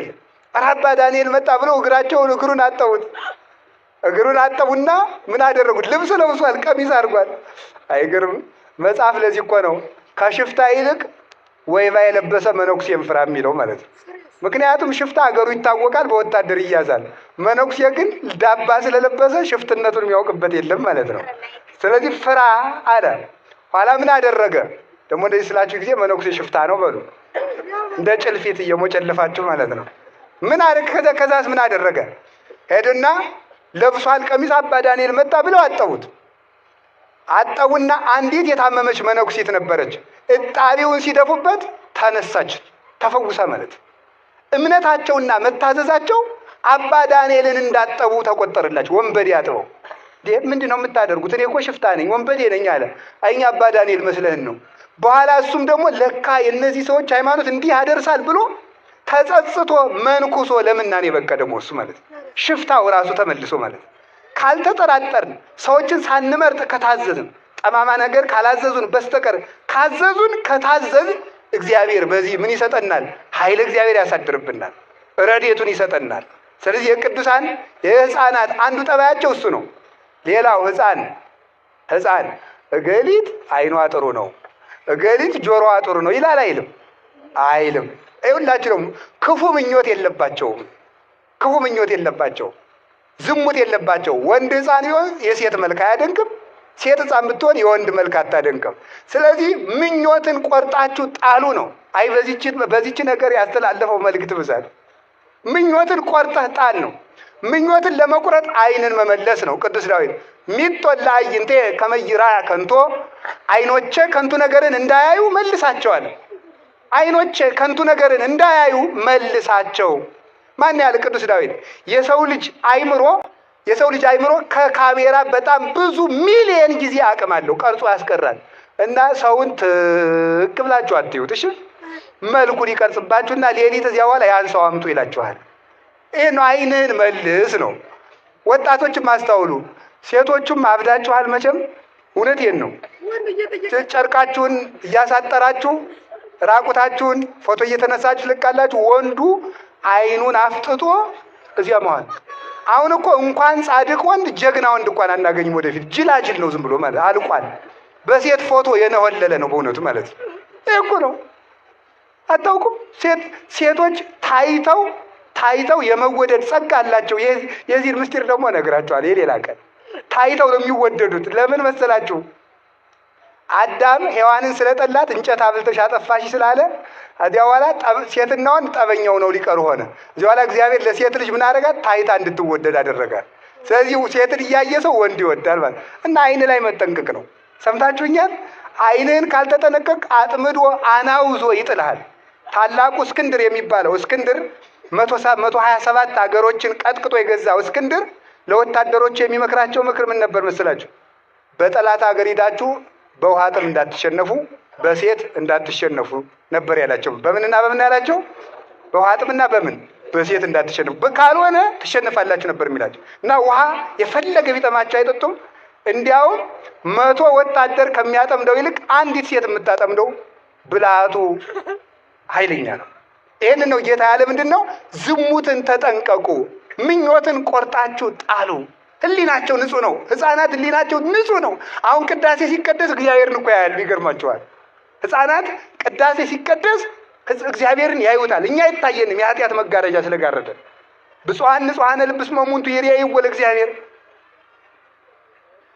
ልባቸው ንጹህ የሆኑ ሰዎች እነሱን ውዳን ክቡራን ናቸው። ማንን ያዩታልና? እግዚአብሔርን ያዩታልና። ስለዚህ ህፃናት ይህ ናቸው። ሌላ ህፃናት የህፃናት ኃይላቸው ልቅሶ ነው። እስኪ በሉ የህፃናት ኃይላቸው በሉ። የህፃናት ኃይላቸው ምንድን ነው? ድገሙት እንጂ። የህፃናት ኃይላቸው ምንድን ነው? ልቅሶ ነው። የክርስቲያኖች ኃይላችን ምንድን ነው? እንባ ነው። የክርስቲያኖች ኃይላችን እንባ ነው። ይለቀሳል፣ እንባ ያሰጥማል። ብረት፣ እሳት ወይም ደግሞ ሌላ ነገር የማይቀደውን ሰማይ ቀዶ የሚወጣ እንባ ነው። እስራኤላውያን 215 ዓመት በግብፅ ባርነት ሲኖሩ ፒራሚድ እያሰሩ ሲያሰቃዩቸው ዱባ እያበሉ የማይጠቀሙበትን ጡብ ሊቃውንቱ እንዴት ተርጉመውታል? ዛሬ ግብፅ የምትኮራበትን ፒራሚድ የሰሩት ግብፃውያን ናቸው። ያንን ከዚያ ፒራሚድ ግን ግብፃውያን እስራኤላውያን አይጠቀሙም። ያንን ጡብ እየተኮሱ ጭቃውን እያቦኩ ያንን እየተኮሱ ይሰራሉ። እነዚህ የማይጠቅማቸውን የኃጢአት ግንብ የሚሰሩ የምዕመናን ምሳሌ ነው ይላሉ ሊቃውንቱ። ከዚያ በኋላ ምን አደረጉ? ነፍሰ ጡሮችን ሁሉ ጭቃ አብኩ ይሏቸዋል። አንዲቱ ስትረግጥ ምጡ አመጣ እዚያው ላይ። አረ ምጥ ደረሰ ስትል እዚያው ላይ ውለጂው፣ የሰው ደም ጭቃውን ያጠነክረዋል እንጂ ምን ይላል ብለሽ ነው አላት። እንዲህ አለ ጭክና በእውነቱ ማለት ነው። በእኛ ዘመንስ ይሄ አልተሰራም ብላችሁ ምን ያላደረግነው ኃጢአት አለ? የቀረን ነገር እኮ የለም በእውነቱ። እንባዋን አለቀሰችና በእጇ እንዲህ አድርጋ በእጇ ይዛ ወደ ሰማይ ሀሎኑ በዚህ ሰማይ እግዚአብሔር አዶናይ፣ እውነት በዚህ ሰማይ እግዚአብሔር አለ ብላ ወደ ሰማይ እንባዋን ስትረጨው ሰማይ በጦርነት የማይከፈተውን ሰማይ እንባዋ አንኳኳው የሰማዩን ደጅ። እግዚአብሔር የምሕረት በሩን ከፈተ። ወንድማቸውን ሽጠው ዮሴፍን ለግብፅ ባርነት ሽጠው እነሱ 215 ዓመት የተገዙበትን የባርነት ቀንበር በአንዲት ሴት እንባ ተሰበረ። ከዚያ በኋላ ሙሴን ያህል ሰው አስነሳ። ክንደ ብርቱን ሙሴን ያለ ሰረገላ ተዋግቶ እግዚአብሔርን ይዞ በጽኒት ወበመዝራይት ልዕልት እስራኤላውያንን ከግብፅ ባርነት ፈልቅቆ ፈርዖንን ከነሰረገላው አስጥሞ ይዟቸው ወጣ። ሕፃናት ኃይላቸው እንባ ነው። እኛም ማልቀስ አለብን። ሆነቱ ማለት አላችሁ። አሁን ሰው እኮ አያለቅስም። ታለቅሳላችሁ? እንዲያውም ማን ነው በቀደም ሲነግረኝ የአዲስ አበባ ሰው እዚህም ጎንደር ይኖራል። ባለሀብቶቹ ዘመድ ያልሆነውን ዳ ከፍለው ማስለቀስ ጀምረዋል አሉ። ዘመድ ሲሞት እንዲሁ እኮ አይድረስ እኮ ነው በእውነቱ ማለት ነው። ማስለቀስ እዚያ ተሰብስቦ ማስለቀስ ማለት እናቴ እያለ ማልቀስ። እናቱ አይደለችም፣ አክስቱም አይደለችም። እንዲያውም ሰውየው የሚያለቅሰው ወይኔ ለሳንቲም ብዬ እንዲህ ላልቅስ ብሎ እያለቀሰ ይሆናል ሰውየው ማለት ነው። ሰው ደግሞ ለዚህ ጉዳይ አለቀሰ እያለ ሊያለቅስ ይችላል ማለት ነው። ለምንድን ነው ግን እንዲህ ልባችን የደነደነው? አሁን ክርስቶስ ሞተ ቢሉ ሰው አያለቅስ? ኃጢአቱ አያስለቅሰው? ምን አይል እና እንባን እንዴት ማግኘት ይቻላል የሚል ሊቃውንቱ በጣም ብዙ ተመሳጥረውበት አመስጥረውበታል። እንባ የሚገኘው መጀመሪያ ራስን ማየት ሲቻል ነው ይላል። ማንን ማየት ሲቻል? እስቲ በሞቴ ሰሞኑን እስከ ልደት አንድ ቀን ለ1 ሰዓት ወይም ለ2 ሰዓት ቁጭ በሉና ወረቀትና እስክሪብቶ የያዛችሁ እኔ ማን ብላችሁ ጻፉ። ሌብነቱንም ታውቁታላችሁ፣ ዝሙቱንም ታገኝ እንደው እኔ ማን ብላችሁ ኃጢአታችሁን በሙሉ ዘርዝሩት፣ ጻፉት። እኔ ነግሬያችኋለሁ እንዳትረሱት። ኋላ ደግሞ እግዚአብሔር ምን አደረገልኝ ብላችሁ ደግሞ ጻፉት። የዚያን ጊዜ እንባ ማግኘት እንችላለን ማለት ነው። አሁን እንባ የለም። ቢለቀስ ግን እግዚአብሔር ለሀገር ሰላም ያመጣል፣ መፍትሄም ያመጣል፣ አንድነትም ይመጣል። 600,000 የእስራኤል ሕዝብ የወጣ በአንዲት ሴት እንባ ነው። ማልቀስ ከተቻለ ይህን ማምጣት ይቻላል። ሰዋውን ደንድኗል። ከቃሉ ጋር ናችሁ። እግዚአብሔር ከሁላችን ጋር ይሁን። ሌላ ሕፃን የእናት አባቱ ጥገኛ ነው። እስኪ በሉ ሕፃን በሉ። የማን ጥገኛ ነው? የእናት አባቱ ጥገኛ ነው። ምን ማለት ይመስላል? ያለ እናት አባቱ ሕይወት የለውም፣ ሕፃን ነው። አንተም ከእግዚአብሔር ተጠጋ ማለት ነው። ከእግዚአብሔር ተጠጋ፣ እግዚአብሔርን አትልቀቅ ማለት ነው። እግዚአብሔርን አትልቀቅ። እግዚአብሔር መጠጊያ አምባ ቅጽር ነው። እግዚአብሔር ያልተጠጋ ሰው አውሬ ይበለዋል። እግዚአብሔርን አለመልቀቅ ማለት ነው ከስጋው ከደሙ አለመራቅ፣ ጸሎት አለማቋረጥ። ማንኛችሁም ማለት ሁላችሁም እግዚአብሔር የማይሰማው ፍጥረት የለም። በእውነቱ ማለት እግዚአብሔር የማይሰማው ፍጥረት የለም። ስለዚህ በየቦታው በየቦታው የምንሞት ለምንድን ነው ካላችሁኝ፣ ከእግዚአብሔር ጥግነት ከእግዚአብሔር አለትነት ስለምንወጣ ነው። ወታደሮቹ ምሽግ ይዘው የሚዋጉ ለምን ይመስላችኋል? ጥግ እንዲሆናቸው በጀርባ የሚመጣው እንዳይመታቸው አይደለም? እኛ የማናውቀው ዲያብሎስ እንዳይወጋን ከእግዚአብሔር መጠጋት አለብን። ከእግዚአብሔር የተጠጋ ሰው ማን ይላል? ዲያብሎስ የትኛውንም ያህል ጦር ቢወረውር መውጋት አይችልም። ለዚህ ነው ዮሐንስ አፈወርቅ ዲያብሎስ ተኮሰ፣ ጥይቱን ጨረሰ፣ ዝናሩን አራገፈ፣ ቤተክርስቲያንን ግን ማጥፋት አልቻለም ብሎ የተነገረው። ስለዚህ ከእግዚአብሔር መጠጋት ማለት አቅምን ማወቅ፣ ከቤተ ክርስቲያን መጠጋት። እንዲያው ቤተ ክርስቲያን ሳይመጡ መዋል እኔ ለራሴ እበቃለሁ ማለት ነው። ሳይጸልዩ መዋል ቀኑን እኔ በሰላም የመኖር ስልጣን አለኝ፣ እግዚአብሔር አታስፈልገኝም ማለት ነው። ማታ ሳይጸልዩ ማደር ሌሊቱን እኔ ራሴ እበቃዋለሁ፣ ለሌሊቱ ጥበቃ አንተ አታስፈልገኝም ማለት ነው። ሲበሉ አለመጸለይ ምግቡ ጤና እንዲሆነኝ ራሴ ማድረግ እችላለሁ፣ አትባርከው ማለት ነው። ያለንን ሳይጸልዩ ማግባት ትዳሩን እኔ ራሴ እበቃዋለሁ፣ ግድ የለም እግዚአብሔር አትምጣብኝ ቤቴ ማለት ነው። ይሄ እኮ ነው በእውነቱ። እግዚአብሔርን ጥግ ያደረሰው ሰው ግን ያልፋል። እንዲያውም እኮ በዱዲያኖስ ዘመነ መንግስት የዱዲያኖስ ኃያላን የሆኑ ክርስቲያኖችን ድንጋይ እየወረወሩ ሲመቷቸው ወይ ክርስቶስን መርጣችሁ ሙቱ ወይ ደግሞ ክዳችሁት ደግሞ ምን አለን ሕይወትን ምረጡ አሏቸው። መርጠን ጨርሰናል፣ ክርስቶስን መርጠናል አሏቸው። እንግዲያስ ብሎ ድንጋይ ሲወረውሯቸው ለነሱ የሚወረውሩት ድንጋይ የዱዲያኖስን ታዛዦች እየተመለሰ ይመታቸው ነበር። ማን ነው ሁሉ የሚያደርግ? እግዚአብሔር ነው። የእግዚአብሔር ጥገኛ ለመሆን ያብቃን። እግዚአብሔር ተጠግተን ለመኖር ያብቃን። ሕፃን ልጅ ማንም ያስብለት? እስኪ ንገሩኝ፣ በሉ ንገሩኝ። ለእኛ የሚያስብልን ማን ነው? እግዚአብሔር ያስብልናል። አትጨነቁ። አሁን ስንጸልይ ሁሉ ጸሎቱ በሙሉ የሚያልቀው በጭንቀት ነው፣ በጭንቀት። ለዚህ ነው የሰኞ ውዳሴ ማርያም ደርሰን ዮሐንስ ወንጌል ደርሰን የምናገኘው። ለምን? ጸሎቱ ውስጥ በጣም ብዙ ጉዳይ አለ። የዛሬ ሳምንት ምንድን ነው መሆን?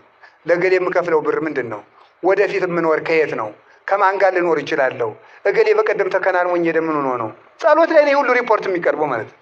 ለምንድን ነው ስትሉ እግዚአብሔር ያስብልኛል ስለማንል። እስኪ በሉ እግዚአብሔር ያስብልኛል በሉ።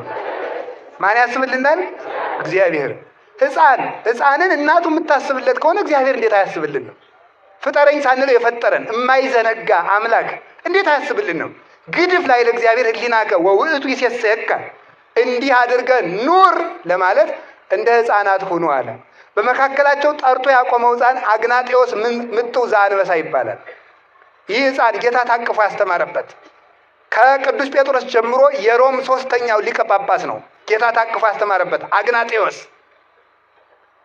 በዚህ በሮም አደባባይ ላይ ክርስቶስን ካልካድክ ለተራቡ አንበሶች ወሩረን እንጥልሃለን ብለውት ነበረ። እንጥልሃለን ሲሉት ምን እንዳለ ታውቃላችሁ? እንዲህ ነበር ያለው፣ ክርስቲያኖች መምህር ለጊዜው ሃይማኖቴን ክጃለሁ በልና ሰንብትልን እንድታስተምረን አሉት። እሱ ግን ምን ይላቸው ነበረ? ወደ ጌታዬ ከመሄድበት ከመንገድ ላይ የምትቆሙብኝ ለምንድን ነው አላቸው። በሞት በኩል ወደ ክርስቶስ እንደሚሄድ ያውቀዋልና ተውኝ እንጂ የአንበሶች ጥርስ እንደ ወፍጮ አድርጎ ይፈጨኝና እንደ ንጹሕ ስንዴ ለጌታዬ ለኢየሱስ ክርስቶስ መስዋዕት እሆናለሁ። በአንበሶቹ እፈጫለሁ፣ ከዚያ የጌታዬ መስዋዕት እሆናለሁ። እኔ ለክርስቶስ የተዘጋጀው የበቀልኩ ስንዴ እኮ ነኝ ብሎ ነበር የተናገረው። እንዲህ ያለ ቆራጥ ሰማዕት ነበረ። በኋላ ተመልከቱ፣ እሱን የገደሉት ኃያላኑ ጠፍተው የእሱ ዘር ግን ሰፍቶ እነ ቅዱስ ፖሊካርፐስ ሰፍተው ሌሎቹም ቅዱሳን እነ ቅዱስ ሄሬኔዎስ፣ እነ ቅዱስ አትናቴዎስ፣ እነ ቅዱስ ቄርሎስ የክርስቲያን ደም ዘር ነው የሚባለው ለዚህ ነው። ዘር አንዱ ነው ይዘራል፣ ብዙ ሆኖ ያፈራል። ክርስቲያኖች አንዱ ነው ይሞታሉ፣ ብዙ ሆኖ ይበቅላሉ። አግናጤዎስ ብቻውን ሞቶ ብዙ ሊቃውንትን አፈራ። እንዲህ እንደሱ ቆራጥና ሰማዕት የምትሆኑ ሃይማኖተኛ ካልሆናችሁ ለማለት ነበር። ንጹሕ ሰው ነበር። ማን? ቅዱስ አግናጤዎስ። የቅዱስ አግናጤዎስ በረከት ይደርብን። አዲያ ምንድን ነው? እንደ ቅዱስ አግናጤዎስ ያለውን የትሕትናን፣ በእግዚአብሔር የማመንን፣ የእውነተኛነትን፣ ከዝሙት ንጹሕ የመሆንን፣ ራስን አቅልሎና ሰውነትን ገዝቶ የመኖርን አኗኗር ካልተቀበላችሁት የኔ ልትሆኑ አትችሉም። ይህን ሕፃን የተቀበለ እኔን ይቀበላል ማለት እንደ አግናጤዎስ ያለ አኗኗር ያለው ሰው እኔ አድርበታለሁ። አንድ ሁለተኛ፣ እንደዚህ ሕፃን ቅዱስ የሆነውን እንደ አግናጤዎስ ያለውን ቅዱስ በምልጃ በረድኤት የተቀበለውን ሰው እኔን ተቀበለ። ስለዚህ ምን ማለት ነው? እንደዚህ ሕፃን ያለውን የተቀበለ እኔን ተቀበለ ማለት ቅዱስ አግናጤዎስን የተቀበለ ክርስቶስን ይቀበላል። ቅዱስ አግናጤዎስን መስለው እንደዚህ ያለውን ያለ ይህን ሕፃን ብቻ አላለም። ቅዱስ አግናጤዎስን መስለው የተወለዱ ቅዱሳንን ሁሉ የተቀበለ እኔን ይቀበላል። እንግዲያውስ በቅድስና የተወለዱ ሕፃናትን ቅድስና ማክበር፣ ምልጃቸውን ማመን፣ በስማቸው መማፀን ክርስቶስን መቀበል ነው። ከነዚህም አንዱ አቡነ ተክለ ሃይማኖት ይባላሉ ለማለት ነው። የሁሉ ዙሪያ ከነዚህ አንዱ አቡነ ተክለ ሃይማኖት ናቸው። ዛሬ ልደታቸው ነው። ለምንድን ነው የምናከብረው? ሕፃን የእሳቸው ልደት ለምን እናከብራለን? እንደዚህ ያለውን ሕፃን የተቀበለ እኔን ይቀበላል ብሏል። የተክለ ሃይማኖትን ልደት ማክበር የክርስቶስን ልደት ማክበር ነው። ለምንድን ነው እንደዚያ የሚሆነው? ለክርስቶስ የኖሩ ስለሆኑ፣ ለክርስቶስ የኖሩ ራሳቸውን ጥለው የኖሩ ስለሆኑ እንዲያውም አሁን ዛሬ በየሜዳው እየመጣ ኢየሱስን ተቀበል ይላል። ኢየሱስን ተቀበል ይለኛል። እኔ ተክለ ሃይማኖትን ስቀበል ኢየሱስን ተቀብያለሁ። ሐዋርያትን ስቀበል ኢየሱስን ተቀብያለሁ። እናቱን በእናትነት ስቀበል ኢየሱስን ተቀብያለሁ። ይኸው ነው። ቅዱሳንን የተቀበለ ክርስቶስን ይቀበላል። እንዲያውም ቅዱሳንን የሚያቃልል ሰው ክርስቶስን አይቀበልም ማለት ነው። ምክንያቱም እሱ ምን ብሏል? ይህን ሕፃን የተቀበለ እኔን ይቀበላል ብሏልና። ቅዱሳንን የማይቀበል ሰው ክርስቶስ በሱ አድሮ አይኖርበትም። ወደ አባታችን ወደ አቡነ ተክለ ሃይማኖት ልደት ልውሰዳችሁ። እንደዚህ ያለውን ሕፃን የተቀበለ እንደማን ያለውን? እንደ ተክለ ሃይማኖት ያለውን፣ እንደ ቅዱስ ቂርቆስ ያለውን። አቡነ ተክለ ሃይማኖት አባታቸው ጸጋ ዘአብ፣ እናታቸው እግዚሐረያ ይባላሉ። በሸዋ ክፍለ ሀገር የነበሩ የተመረጡ ባልና ሚስት ናቸው። ከተመረጡ ከተከበሩ ቅድስና ካላቸው ቤተሰብ የታጨች የእናታችን የእግዚሐረያ ስሟ የቀድሞ ስሟ ሳራ ትባላለች። ታጭታ ለጸጋ ዘአብ ለንጹሕ ካህን ለንጹሕ ዲያቆን ለጸጋ ዘአብ ታጨች። ስትመጣ ሰራተኛ ነበረች። እጇ ከመፍተል ከመስፋት ከመስራት የማይወዝን ትጉ ታማኝ ንጽሕት ምራት ነበረች ማለት ነው። ኋላ የጸጋ ዘአብ አባት አይቶ ይችንስ ሳራ ብቻ አይደል መባል ያለባት፣ ሳራ ሳይሆን መባል ያለባት እግዚሐረያ ጌታ የመረጣት መባል አለባት። እንዴት ያለች ትጉ ሃይማኖት ያላት ጸሎት ያላት እጇ ከስራ ከማይወዝን። አሁን ዛሬ ሴቱ ትሰራላችሁ? አትሰሩም እኮ አትሰሩም። ልብስ ሲያምራችሁ ፖርሳችሁን አንጠልጥላችሁ እንደ ሰው ቡቲክ ማለት ነው።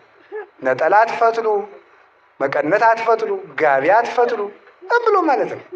አሁን ወጥም ራሱ ብዙ የከተማ ልጆች ወጥ እንኳን መስራት የማይችሉ እየሆኑ ነው ሴቶቹ ማለት ነው። በምንም ታምር አይሰሩ። አይ ሰው ልጄ ወጥ መስራት የለባት ትምህርቷን ትማርዋን ነው እያለች ቀውላላ እያደረጋችኋቸው። ወጥ መስራት አለባቸው በእውነቱ ማለት ነው። መትጋት እግዚአብሔርን የሚያስመስል ስራ እኮ ነው። ሴት በስላሴ የተመሰለች እኮ ስላሴ ሁልጊዜ ለዚህ ዓለም እንደሚሰሩ ተግታ ስለምትሰራ ነው። ትፈትል ትሰፋ ነበረ ስትሰራ። ከዚያ ጌታ የመረጣት አላት። የኋላ እናት አባቶቻቸው ሞቱ። ጸጋ ዘአብና እግዚሐረያ አብረው ብቻቸውን ኖሩ። በትዳራቸው ተከባብረው ሲኖሩ እሱ የተቀደሰ ካህን ነበረ፣ ከቤተ ክርስቲያን የማይለይ ቦ አመይ ገይስ ላጢነ ዕጣን ቤተ ክርስቲያን ዕጣን ለማጠን የሚሄድበት ነበረ ጊዜ ነበረ። ወቦ አመይ ገይስ ለዘምሮ ዳዊት ለመዝሙረ ዳዊት ለመጸለይ ቤተ ክርስቲያን የሚሄድበት ጊዜ ነበረ። ይሄን ሁሉ በቀን ነው የሚያደርገው። ወቦ አመይ ገይስ ለምህሩ ሃይማኖትን ለማስተማር ወደ ቤተ ክርስቲያን የሚገሰግስበት ጊዜ ነበረ። ወቦ አመይ ገይስ ለአንብቦ መጻሕፍትን ለመመልከት ወደ ቤተ ክርስቲያን ይመጣ ነበረ። ወቦ አመይ ገይስ ተመልከቱ ለገቢረ ትሩፋትና የቅድስና ስርዓትን አብዝቶ ለመስራት በቀን 5-6 ጊዜ ወደ ቤተ ክርስቲያን ይገሰግስ ነበረ። ማን? ጸጋ ዘአብ። እንዲህ ያለ ካህን። እሷም የታመነች ነበረች። እናንተም የታመን እንግዲህ የሁሉ ቄስ ባል ወደ ቤተ ክርስቲያን መገስገስ የሚችለው ሚስቱ ታማኝ ስትሆን ነገረኛ ሳትሆን የቀረች እንደሆነ ማለት ነው። ሁልጊዜ ቅዳሴ ምንድን ነው ማትል እኔን እኮ ትተኛ። አሁን ዛሬ እኮ ብዙ ሴት አሉ ነው እኔ አልሰማሁም። ቄስ ማግባት አንፈልግም ይላል አሉ። ለምንድን ነው የሚለው? ኧረ መታሰር ነው ለመፋታት አቅደው እንደው ሞታለሁ አትሉ? እንደው እኮ ይገርማል እኮ እናንተ ገና ኑሬ እፋታለሁ ብላችሁ እንዴት እንደዚያ ትላላችሁ? መታደል እኮ ነው ለካህን ሚስት መሆን። ዛሬ እንዲህ ሲቀሰቅስ እሷ ታማኝ ናት። ልጅ አጡ ተቸገሩ፣ መካን ሆኑ። የትዳር መከራው ልጅ ማጣት ነው። ልጅ ማጣት ደግሞ ዓላማ አይደለም፣ ማወቅ ያለባችሁ ማለት ነው። ልጅ ማጣት ዓላማ አይደለም። ልጅ የሚሰጥ ማን ነው? እግዚአብሔር ካልሰጠ መከነች ተብላ የምትፈታ በምን ዕዳዋ ነው? እሷ ልጅ ትፈጥራለች እንዴ? ስለዚህ ምክንያት መፋታት ኃጢአት ነው። የግድ እግዚአብሔርን የግድ ልጅ ስጠኝ ብሎ ትግል መቅጠም አይገባም። እግዚአብሔር ልጅ ያልሰጠ ወይ ልጁ ስለማይጠቅም ነው ወይ ጊዜው ገና ስለሆነ ነው። ይህን ማመን ይገባል እንጂ በመካንነት ምክንያት ትዳር አይበተንም። የመጋባት ዓላማው መዳን እንጂ መውለድ አይደለም። ከተገኘ መውለድ አንዱ የትዳር አካል ነው። አግብቶ አለመውለድ ደግሞ ዝሙት ነው። አግብተው የማይወልዱ ሰዎች ከዘማውያን አይሻሉ። መውለድ ይገባል። ክርስቲያን እንዲያንስ የምታደርጉ ለምንድን ነው? አትወልዱም? ኮዳሙ ናችሁ እኮ። ነገ ልጅ ወልጄ እኔ ምን እበላለሁ ብላችሁ ማለት ነው። ስሩ፣ እግዚአብሔር ያሳድጋል። ለምናችሁ ሲሆን አታሳድጉም? እመቤታችን እኮ ለምናን ያሳደገችው። የአምላክ እናት እንኳን ሆና አምላክ እንኳን በልመና እንጀራ ነው ያደገ። ውለዱ፣ አሳድጓቸው፣ ስሩ፣ ሰነፍ አትሁኑ፣ እግራችሁን ዘርግታችሁ አትዋሉ። ደግሞ ልጅ ውለዱ። ሀጣችሁ ደግሞ እግዚአብሔርን አመስግኑ። ቢታጣም እግዚአብሔር ይመስገን፣ ቢገኙ እግዚአብሔር ይመስገን። ልጅ አጥተው ኖሩ።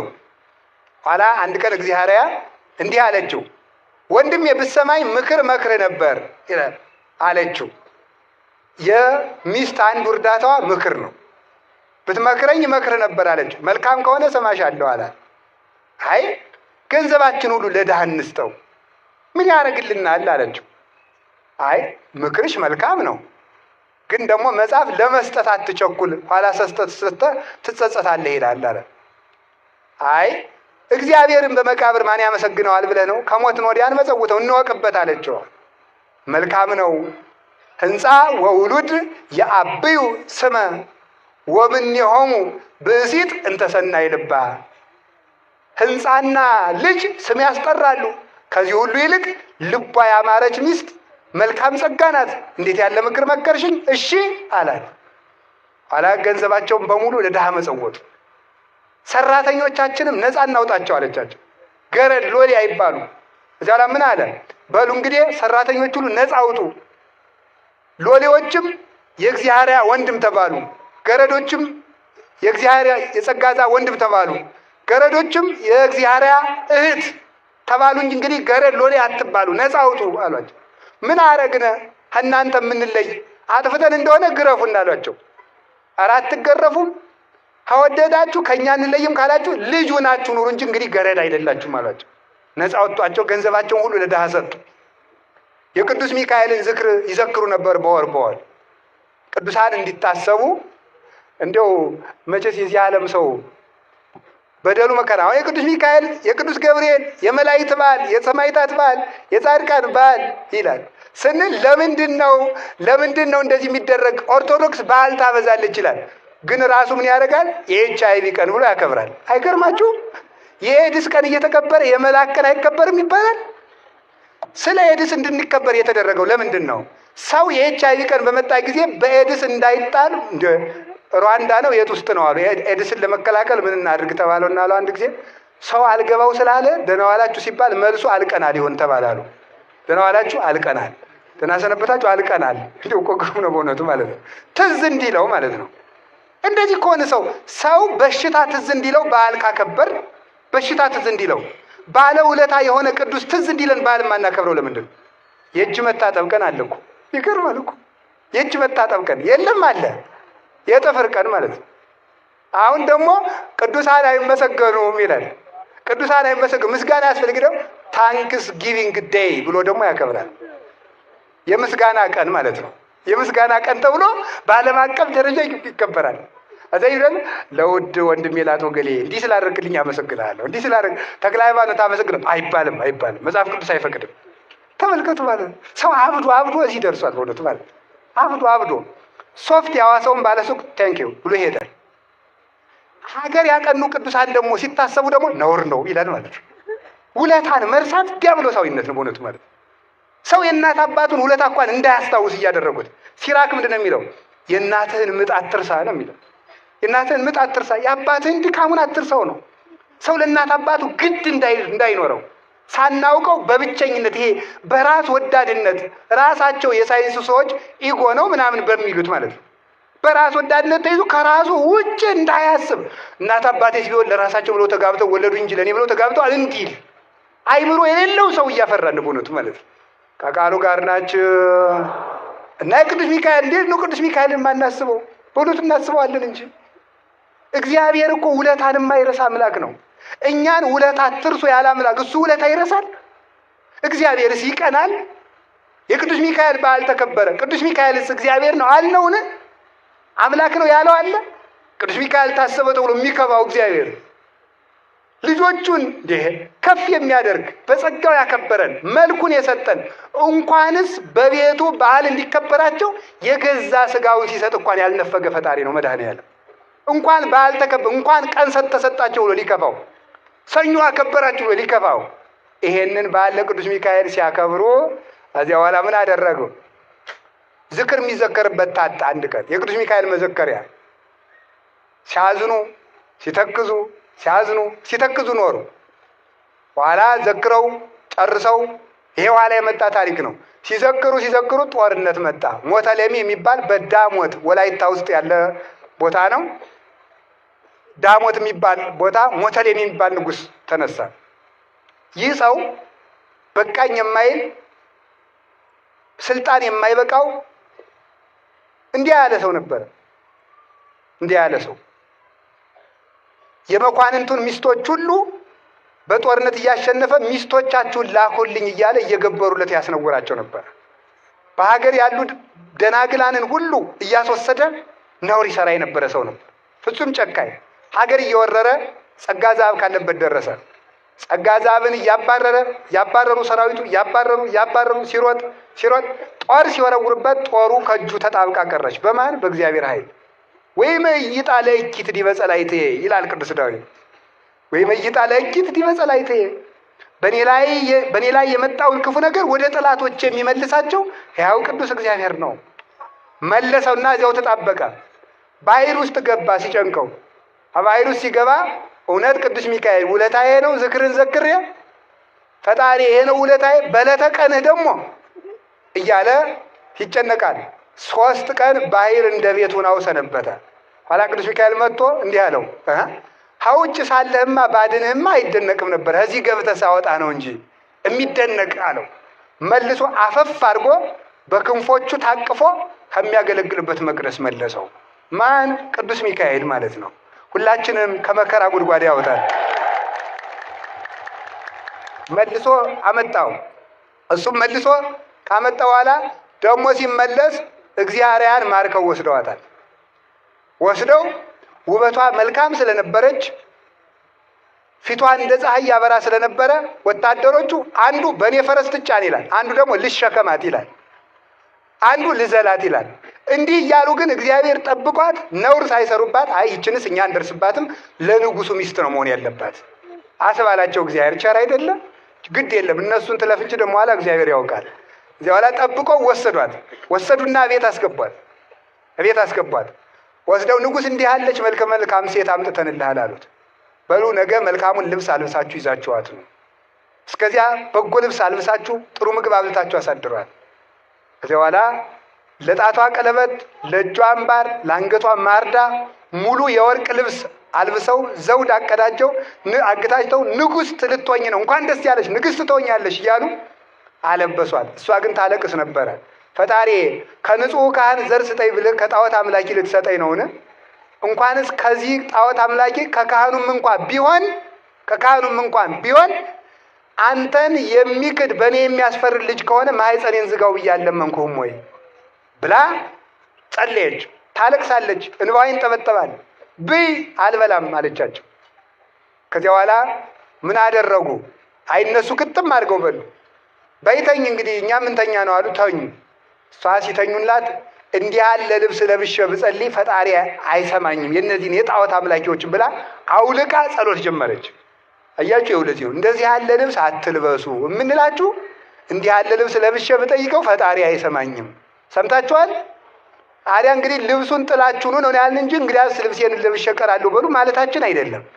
እንዲህ ያለ ልብስ ለብሼ ብጠራው አይሰማኝም ብላ ልብሷን አስተካከለችና ስታለቅስ አደረች። ቅዱስ ሚካኤል መጥቶ አይዞሽ ትድኛለሽ፣ እግዚአብሔር ይታድግሻል፣ እኔም እመጣለሁ። ቀኑ መቼ ነው ይላል። እግዚአብሔር በወደደ ቀን አላት። እንዲህ ብሏት ተሰወረ። በበነጋው ወስደው አገናኟት። እንዴት ያለች መልካም ሚስት አምጥታችኋል? ይችንስ እንዲሁ በዋዛ ሰርጉ ቢፈጸም ተራ ትሆናለች አለና ድግስ ላስደግስ ብሎ ወደ ሀገር ወደ ግዛቱ ሁሉ መልክተኛ ላከ። 1000 ሰንጋ፣ 1000 ጊደር፣ 1000 የበግ ሙክት፣ 1000 የፍየል ሙክት፣ 70,000 ጋን ወይም ደግሞ ገንቦ ጠጅ ይዘጋጅ፣ ጠላው እንደ ውሃ ይፍሰስ። 10 ሚስቶች ነበሩት። እናንተም ደግሱ አላቸው። ደግሞ ደግሱ፣ ያልደገሰ ሰው ወዮለት። ዘመን ሲጥል እኮ ችግር ነው። እናንተ ደግሱ ተባሉ። ባላቸውን ደግሰው ሊድሩ ማለት ነው። እንዲህ ያለ ባል ይሰውራችሁ። አዎ ደግሞ ደግሳችሁ ዳሩኝ የሚል ወይ ግሩም ነው እኮ እናንተ። እንደዚህ ያለ እኮ ሞልቷል። ደግሶ የሚዳር የለም አለ እኮ። አሁን ሚስቱን አስደግሶ በለፋችሁ ልፋት በእንግዲህ እስከ ዛሬ እግዚአብሔር የፈቀደውን ያህል ኖረናል፣ አንቺም እንደወደድሽ ኑሪ ብሎ ሰው የሚያመጣለ። ኋላ እንዲህ ደግሱ ተባሉ፣ ደገሱ። በበነገው ባሉ የዚህ ያለት ሄደ። 8 ቀን ተደገሰ። እስከዚህ ድረስ እግዚአብሔር ዝም ብሎ እያየ ማለት ነው። ዝም። ከዚህ በኋላ ምን ሆነ? በሉ እንግዲህ በፈረስ ጫኗት፣ ተጫነች። ከኋላ ያታርቋት ይላል ደግሞ ማለት ነው። ቀረብ አድርጉት ፈረሱን ይላል። እንደዚህ ያለ እየተነደሷ በልቧ ታለቅሳለች። አይ ቅዱስ ሚካኤል ውለታዬ ነው ፈጣሪ፣ ለምንድን ነው እንደዚህ የምታደርገው? ዛዳን ካለ ሳራ እምደ አቤሜሌክ፣ ሳራን ከአቤሜሌክ እጅ ያዳንካት፣ ከፈርዖን ንጉሥ ያዳንካት፣ አገልጋይህን በተኩላጭ አትጣላት። ሀብ ስብሐተ ለስምከ እግዚኦ፣ አቤቱ ለስምህ ክብር ስጥ። የክርስቲያኖች አምላክ ወዴት አለ ብለው እንዲሳለቁብህ አታድርግ እባክህን እያለች ታለቅሳለች። እንዲህ ስታለቅስ ዘመን ተመቸኝ ብላ ባሏን የማትክድ ሚስት ደግሞ ይሄ የተመሰገነ ነው። ሲመቸው አላውቅም የማትል ሚስት ማለት ነው። ሴቱም ሲመቻችሁ እንዲያ ናችሁ አይደለም? ዘወር ስትሉ ዘወር ትላላችሁ። ልክ ደግሰሽ ዳሪኝ የሚል ባል እንዳለ ሁሉ ዘወር ሲል ዘወር የሚል ሴትም ሞልቷል። የለም? አዎ የእናንተ ሲሆን ዝም አላችሁ፣ ሞልቷል። እሷ ግን በመከራ ውስጡን አኳን በምቾቱን አኳን ተሹማም ባሏን አልዘነጋችም። አንዳንድ ጊዜ አሁን ዲያቆኑ መከራ እየገባ ነው። ተማሪ ሳለች ያገባትና አስተምራ ውጤቷ ከፊልና የዩኒቨርሲቲ መምህር ስትሆን እኔ የዚህ ዲያቆን ጋር እኔ የዚህ ማለት ትጀምራለች ማለት ነው። አርፋችሁ ብትቀመጡ ይሻላል። ሰውነታችሁን በቁስል መጥቶ እግዚአብሔር የተመካሽበትን ሰውነት ሁሉ ነዶ እንዲጠፋ ያደርገዋል። እግዚአብሔር የነበራችሁበትን አትርሱ። ሐመድ አንስቶ እግዚአብሔር ከየት እንዳደረሳችሁ ሳራ ያንን የዲቁና ባሏን አልረሳቸውም በእውነቱ ማለት ነው። የንጉሥ ሚስት ሁኚ ብትባል እንኳን እምቢ አለች። እዙ አተደ ሄዱ ደረሱ። ነገ እንግዲህ ለጣዖቱ አሰግጄ ነው አለ። ዘወላ ሌሊቱ እንደ ሌሊቱ ሆኖበት አደረ። አለጋለት ብሎ ጣዖታቱ ተዘጋጀ። ሊያሰግዳት ቀረበ። ድግሱ ቀረበ። ሰራዊቱ ከበቡ፣ ህዝቡ ከበበ። ሊያሰግዳ ይዟት ሲመጣ ቅዱስ ሚካኤል በመብረቅ ከች አለ። እነዚያ በኋላ በሁለት ክንፎቹ አፈፍ ብሎ ሳራን ይዟት ሄደ። ተመልከቱ። እግዚአብሔር ቢዘገይም የሚቀድመው የለም። እስኪ በሉ እግዚአብሔር በሉ። ቢዘገይም የሚቀድመው የለም። መጨረሻ ላይ መድረስ ያውቅበታል መድኃኔዓለም። መጨረሻ ላይ 3 ደቂቅም ሲከሰሱ ዝም ሲከሰሱ ኋላሳ ደግሞ ምን አደረገ? አይ እነዚህ ሰዎች እንጨት ይሰብሰብ ዝም፣ ጉድጓድ ይቆፈር ዝም፣ እሳቱ 49 ክንድ ይንደድ ዝም፣ እጅና እግራቸውን ይታሰሩ ዝም፣ ይወርወሩ ዝም። ሲወረወሩ ቅዱስ ገብርኤል ከች። መጨረሻ ላይ ማለት እግዚአብሔር ምን ጊዜም ይመጣል። እውነቴን ነው የምነግራችሁ። እግዚአብሔር ሊዘገይ ይችላል እንጂ አይቀርም። የእግዚአብሔር ፍትህ መጨረሻ ላይ ነው የሚመጣው። የእግዚአብሔር ፍትህ መጨረሻ ላይ ይደረሳል። ብቻኛ ትዕግስቱን ያድላል። ተአገሶ ለእግዚአብሔር ወእቀብ ፍኖቶ ወውእቱ ይሬሰየከ ለምድር ይሬሰየከ ከመ ትሬሳ ለምድር። እግዚአብሔርን ታግሰህ ጠብቀው። ብዙ ሰው ለጸሎቱ ትዕግስት የለውም። ዛሬ መልስ እንዲመልስልን እንፈልጋለን። ከቆየነው ግን እግዚአብሔር ጸጋ ይሰጣል። ምን አለ? ይህ ሞተ ለሚ ልቡ እንቡዝ ሆነ። እንቡዝ ሆነ ማለት ልቡ ጠፋ። ግደሉ ያለውን አድኑት ይላል፣ አድኑ ያለውን ግደሉት ይላል። 25 ዓመት ልቡ ጠፍቶ ኖረ። በልቶ አብሉኝ ይላል። ደግሞ ሲፈልግ ደግሞ በዚህ በአየር ላይ አዝናኑኝ ይላል። ወታደሮቹም እሺ እያሉ ዝም ብለው እያታለሉ ልቡ ስለጠፋ ዝም ይሉታል። ልቡ ጠፍቶ ልቡ ከሚጠፋበት ንጉሥ ያደናል። ልቡ መጥፋት ልቡ የጠፋ ንጉሥ ግደሉ ያለውን አድኑ ያለው ምን ይላል? ግደሉ ይላል። አስቸጋሪ ነው። ለሕዝብም ያስቸግራል፣ ለወታደርም ያስቸግራል። ልቡ የጠፋ ንጉሥ ማለት ነው። ልቡ ጠፋ። ያ 25 ዓመት ኖረ። እግዚአብሔር ግን አፈፍ አድርጎ በክንፉ መጣና ባሏ ከሚያጥንበት ቤተክርስቲያን አደረሳት። ልብሷን እንደተንቆጠቆጠች እንደለበሰች ነው። ጸጋ ዛብ እየዞረ ሲያጥን ዘውድ የተቀዳጀች ንግሥት ቆማለች በሴቶች መቆሚያ። አጥኖ ሲጨርስ እመቤቴ ከወዴት መጥተዋል? ንግሥት ይመስላሉ። ደግሞ ሰውን ያህል ንግሥት ደግሞ እንደው ሰው ሳያስከትል ይመጣል? አዎ ንግሥትማ ንግሥት ነበርኩኝ። ነገር ግን ሞተ ለሚ ሰራዊቶችን አሽከሮችን አስከትቼ ስመጣ እሱ ቀምቶኝ አለችው። መልካም ነው። አዲያ ወደዚህ እንደምን መጣሽ? ጸጋ ዛብ የሚባል ቄስ ሚስቱን ሞተ ለሚ ማርኮበት እሱ ያገባኛል ብዬ አለችው። አረ እሱስ ካህን ነው፣ ሕግ ማፍረስ አይገባውም እና እንደዚህም አያደርግም፣ እሱስ ነውር ነው አላት። ሞተ ለሚ ማርኮበት የለ እንግዲህ ሚስቱ ዙራ ትመጣ እግዚአብሔር እንኳን ከምርኮ ከሞት አስነስቶ ማምጣት ይሳነዋል ብለሽ ነው? ደግሞ መልክሽ ቃልሽ እሷን ይመስላል አላት። አረ እሱስ ሰው በቃል ብቻ አይደለም በመልክም ይመሳሰላል አለችው። እንዳያውቅባት ማለት ነው። ይመሳሰላል አለችው። አይ በል እንግዲህ ሞተ ለሚ አይመልሳትም ሲባል ሰምቻለሁና የምትወደውን ነገር ፈጥነህ አድርግ አለችው። አንቺ ሴት ዝሙትሽን እግዚአብሔር ያጥፋልሽ። ዘማውያን በእግዚአብሔር ዘንድ እንደ ውሻ ሬሳ ናቸው። እግዚአብሔር ንጹሕ ነገር ይወዳል አላት። ጽናቱን አይታ እኔ እግዚአብሔር ነኝ ብላ ክንብንቧን አወርዳ ገለጠችለት። እሱም ዝቅ ብሎ የእሷን እግር ሳመ። ለዚህ አበቃሽ እህቴ። እንዲከባበራሉ አባቶቻችን ማለት ነው። ለዚህ አበቃሽ እህቴ፣ እግዚአብሔር የተመሰገነ ይሁን። ፈጣሪውን ቀና ብሎ አመሰገነ። ትዳርን የሚጠብቅ እግዚአብሔር ነው። ብልጣብልጥነት ትዳርን አይጠብቅም። የሚጠብቀው ማን ነው? መድኃኔዓለም ነው። እግዚአብሔር ጠብቆ ከክፉ ከአውሬ አፍ አውጥቶ ያመጣል። በኋላ እግዚአብሔርን ሲያመሰግኑ ዕጣኑን ማይጠንቱን ጨርሶ ቆይቶ ጸሎቱን ሱባኤውን ጨርሶ ከሚስቱ ጋር ወደ ቤቱ ገባ። ከቤቱ ሲገባ በዚያ ሌሊት መጋቢት 24 ቀን ሌሊት ተኝተው በህልማቸው ራእይ አዩ። ያ ራእይ ምን ነው? እሷ ያየችው ፀሐይ ከምድር እስከ ሰማይ የተተከለ የብርሃን ምሰሶ ተተክሎ አየች። ጳጳሳት፣ ቀሳውስት፣ ዲያቆናት ሁሉ ከበውት ሲሰግዱለት አየች።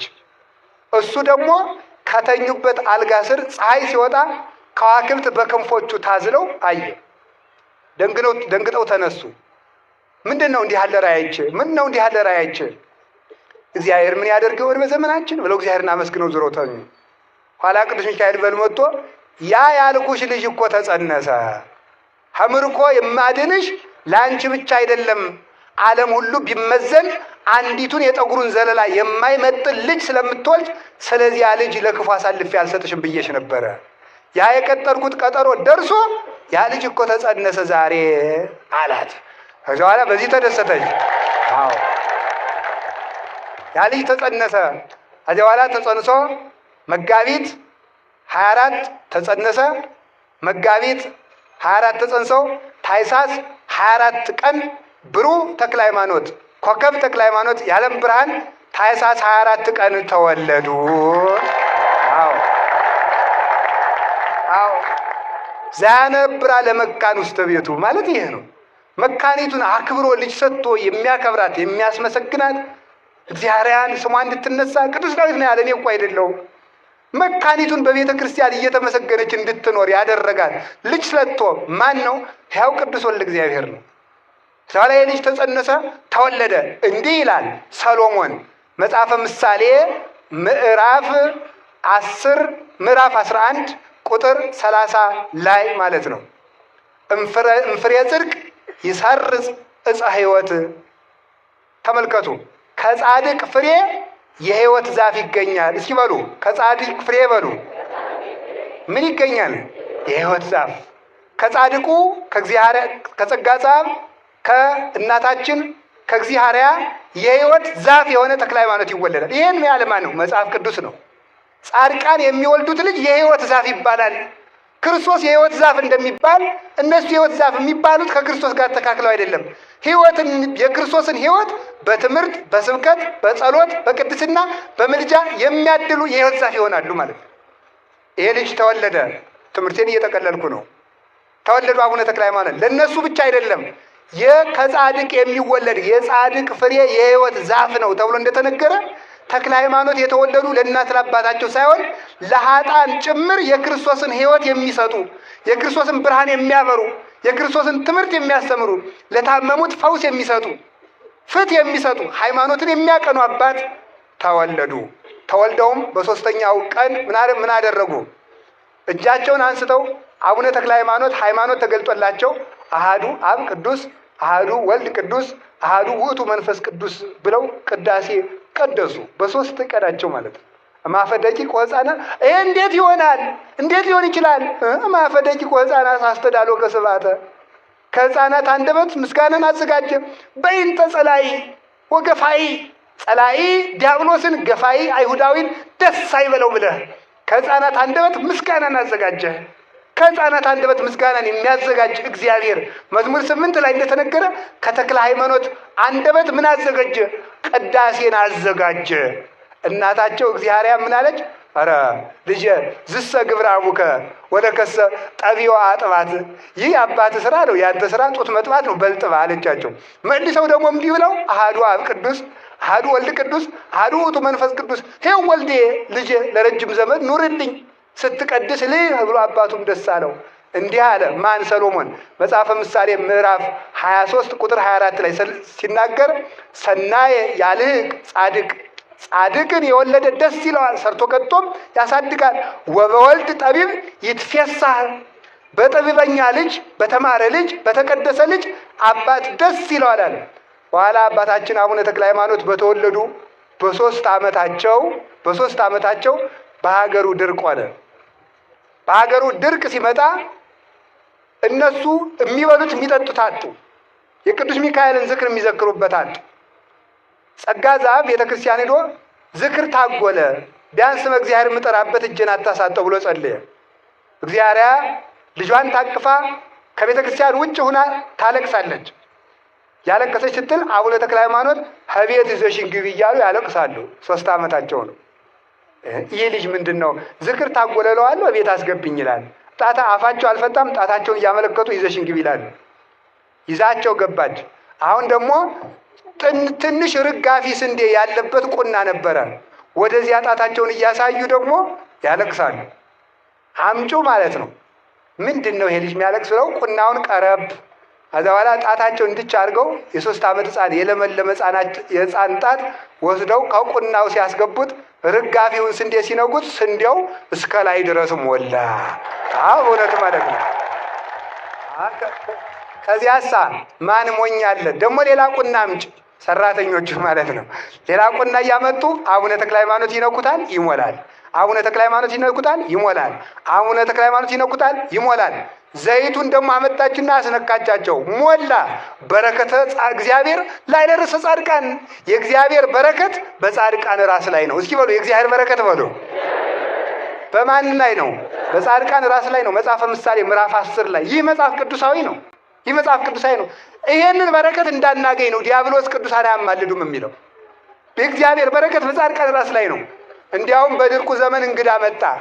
እንግዳ መጥቶ እንጀራ በላችሁ፣ ጠላ አምሮኝ ነበር አላል። ኧረ ጠላስ የለም። ጠላ አልባማ እንግዳ ምን ይሆናል? ትዝ ቢላት ደግሞ ልጇ ታምር ያደርጋል። ገባሬ ታምር ልጅ አለኝ አይደል? ውሃውን ቀዳችና ጣቷቸውን ስታስነካው ውሃውን ጠላ አድርጋ ጠጣቻቸው። አቡነ ተክለ ሃይማኖት በረከት ያደላቸው። ዲቁና ሊቀበሉ ሲሄዱ ዲቁና ሊቀበሉ ተቀብለው ሲመጡ ዲቁና እሳቸው ከአባ ጌርሎስ ዲቁና ተሹመው በሚመለሱበት ጊዜ ምንድን ነው የሆነው? ከጸጋ ዛብ ጋር እንግድነት ከገቡበት ቤት አቡነ ተክለ ሃይማኖትን እግር ታጥቦ ሲደፋ የሰውየው ሚስት ታማ ነበረ፣ ድናቻላቸዋለች። ማን? አቡነ ተክለ ሃይማኖት። መንገድ ላይ ሲመጡ ውሃ ሲጠማቸው አፍልቀው አጠጥተዋል። ማን? ለሙሴ ያደረገ እግዚአብሔር ለተክለ ሃይማኖት አደረገ።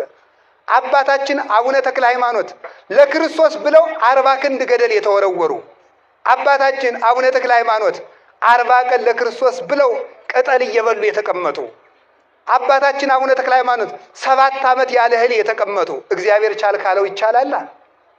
አባታችን አቡነ ተክለ ሃይማኖት ፊታቸው ጣዖትን ለማጥፋት ፊታቸው በጥፊ እየተደበደበ የደሙ በቀፎ እየተለጎሙ ወደ ገደል የተወረወሩ ከዛፍ ላይ በገደል የተንጠለጠሉ እንዲህ እንደ ዛሬው ቀላጅ ከረባትና ሱፍ አድርገው ኢየሱስ አማላጅ ነው እያለ ቅዱሳን እንደሚሳደበው አልነበረም። ለክርስቶስ ዋጋ የከፈሉ አባት ናቸው።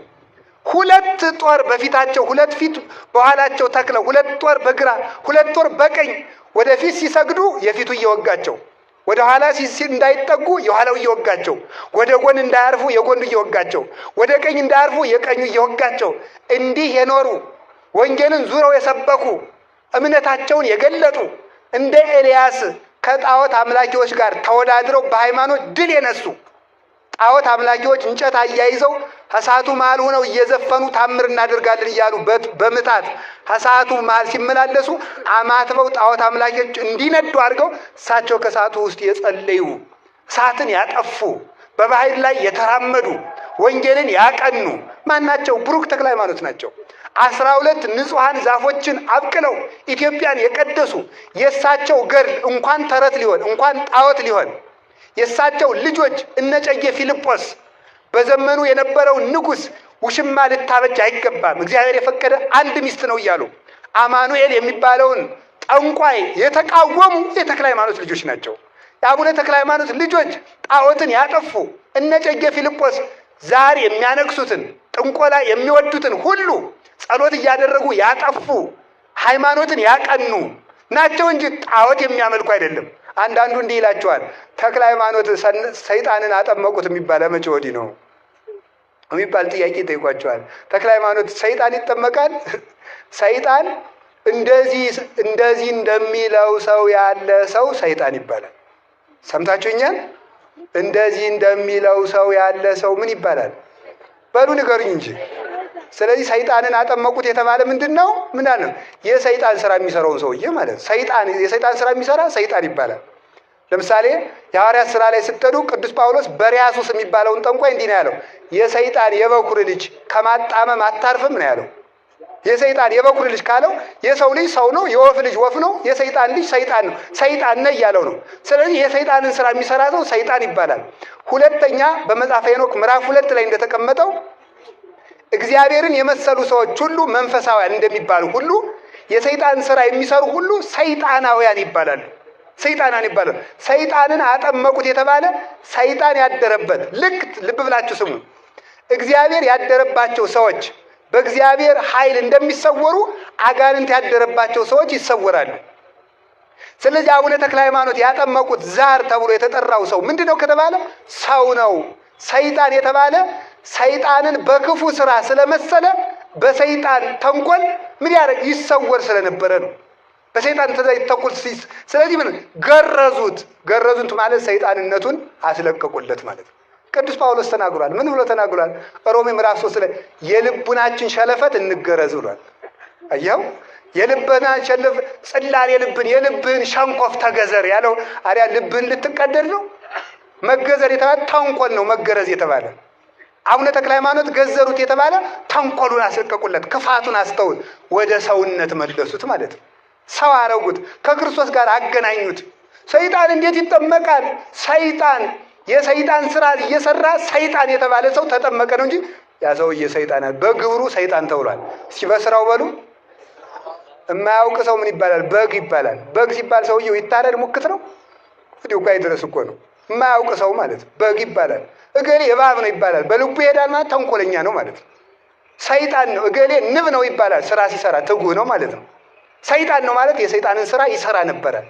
ሰይጣንን አጥምቀው የሰይጣን ግብር ያለውን ወደ ሰውነት ወደ መላክነት የመለሱ አባታችን አቡነ ተክለ ሃይማኖት ድውያንን የፈወሱ ሙት ያነሱ ናቸውና ስንጨርስ አንድ ቃል ስሙኝ። እውነት ነው ረፍዷል። ከቃሉ ጋር ናችሁ። እንደዚህ ያለውን ሕፃን አንድ ሐሳብ ብቻ ንገሩኝ። በሶስት ቀናቸው ያመሰገኑ፣ በሶስት ዓመታቸው ያበረከቱ፣ ውሃን ወደ ወተት የለወጡ፣ ውሃን ወደ ጠላ የለወጡ፣ ለአራዊትና ለዝንጀሮ የሚያዝኑ፣ ሰይጣን ወደ ሰይጣንነት የተቀየረን ሰው ወደ ሰውነት የመለሱ፣ ጣዖት አምልኮን ቀጥቅጠው ያጠፉ፣ ወንጌልን በኢትዮጵያ ምድር በእርፈ መስቀል አስረው የዘሩ፣ ድውይ የፈወሱ የሃይማኖት ገበሬ አቡነ ተክለ ሃይማኖትን የተቀበለ ክርስቶስን ይቀበላል። እንደዚህ ያለውን ሕፃን የተቀበለ ክርስቶስን ይቀበላል። አቡነ ተክለ ሃይማኖትን የተቀበለ ክርስቶስን ይቀበላል። ወስብሐት ለእግዚአብሔር። ይቆየን።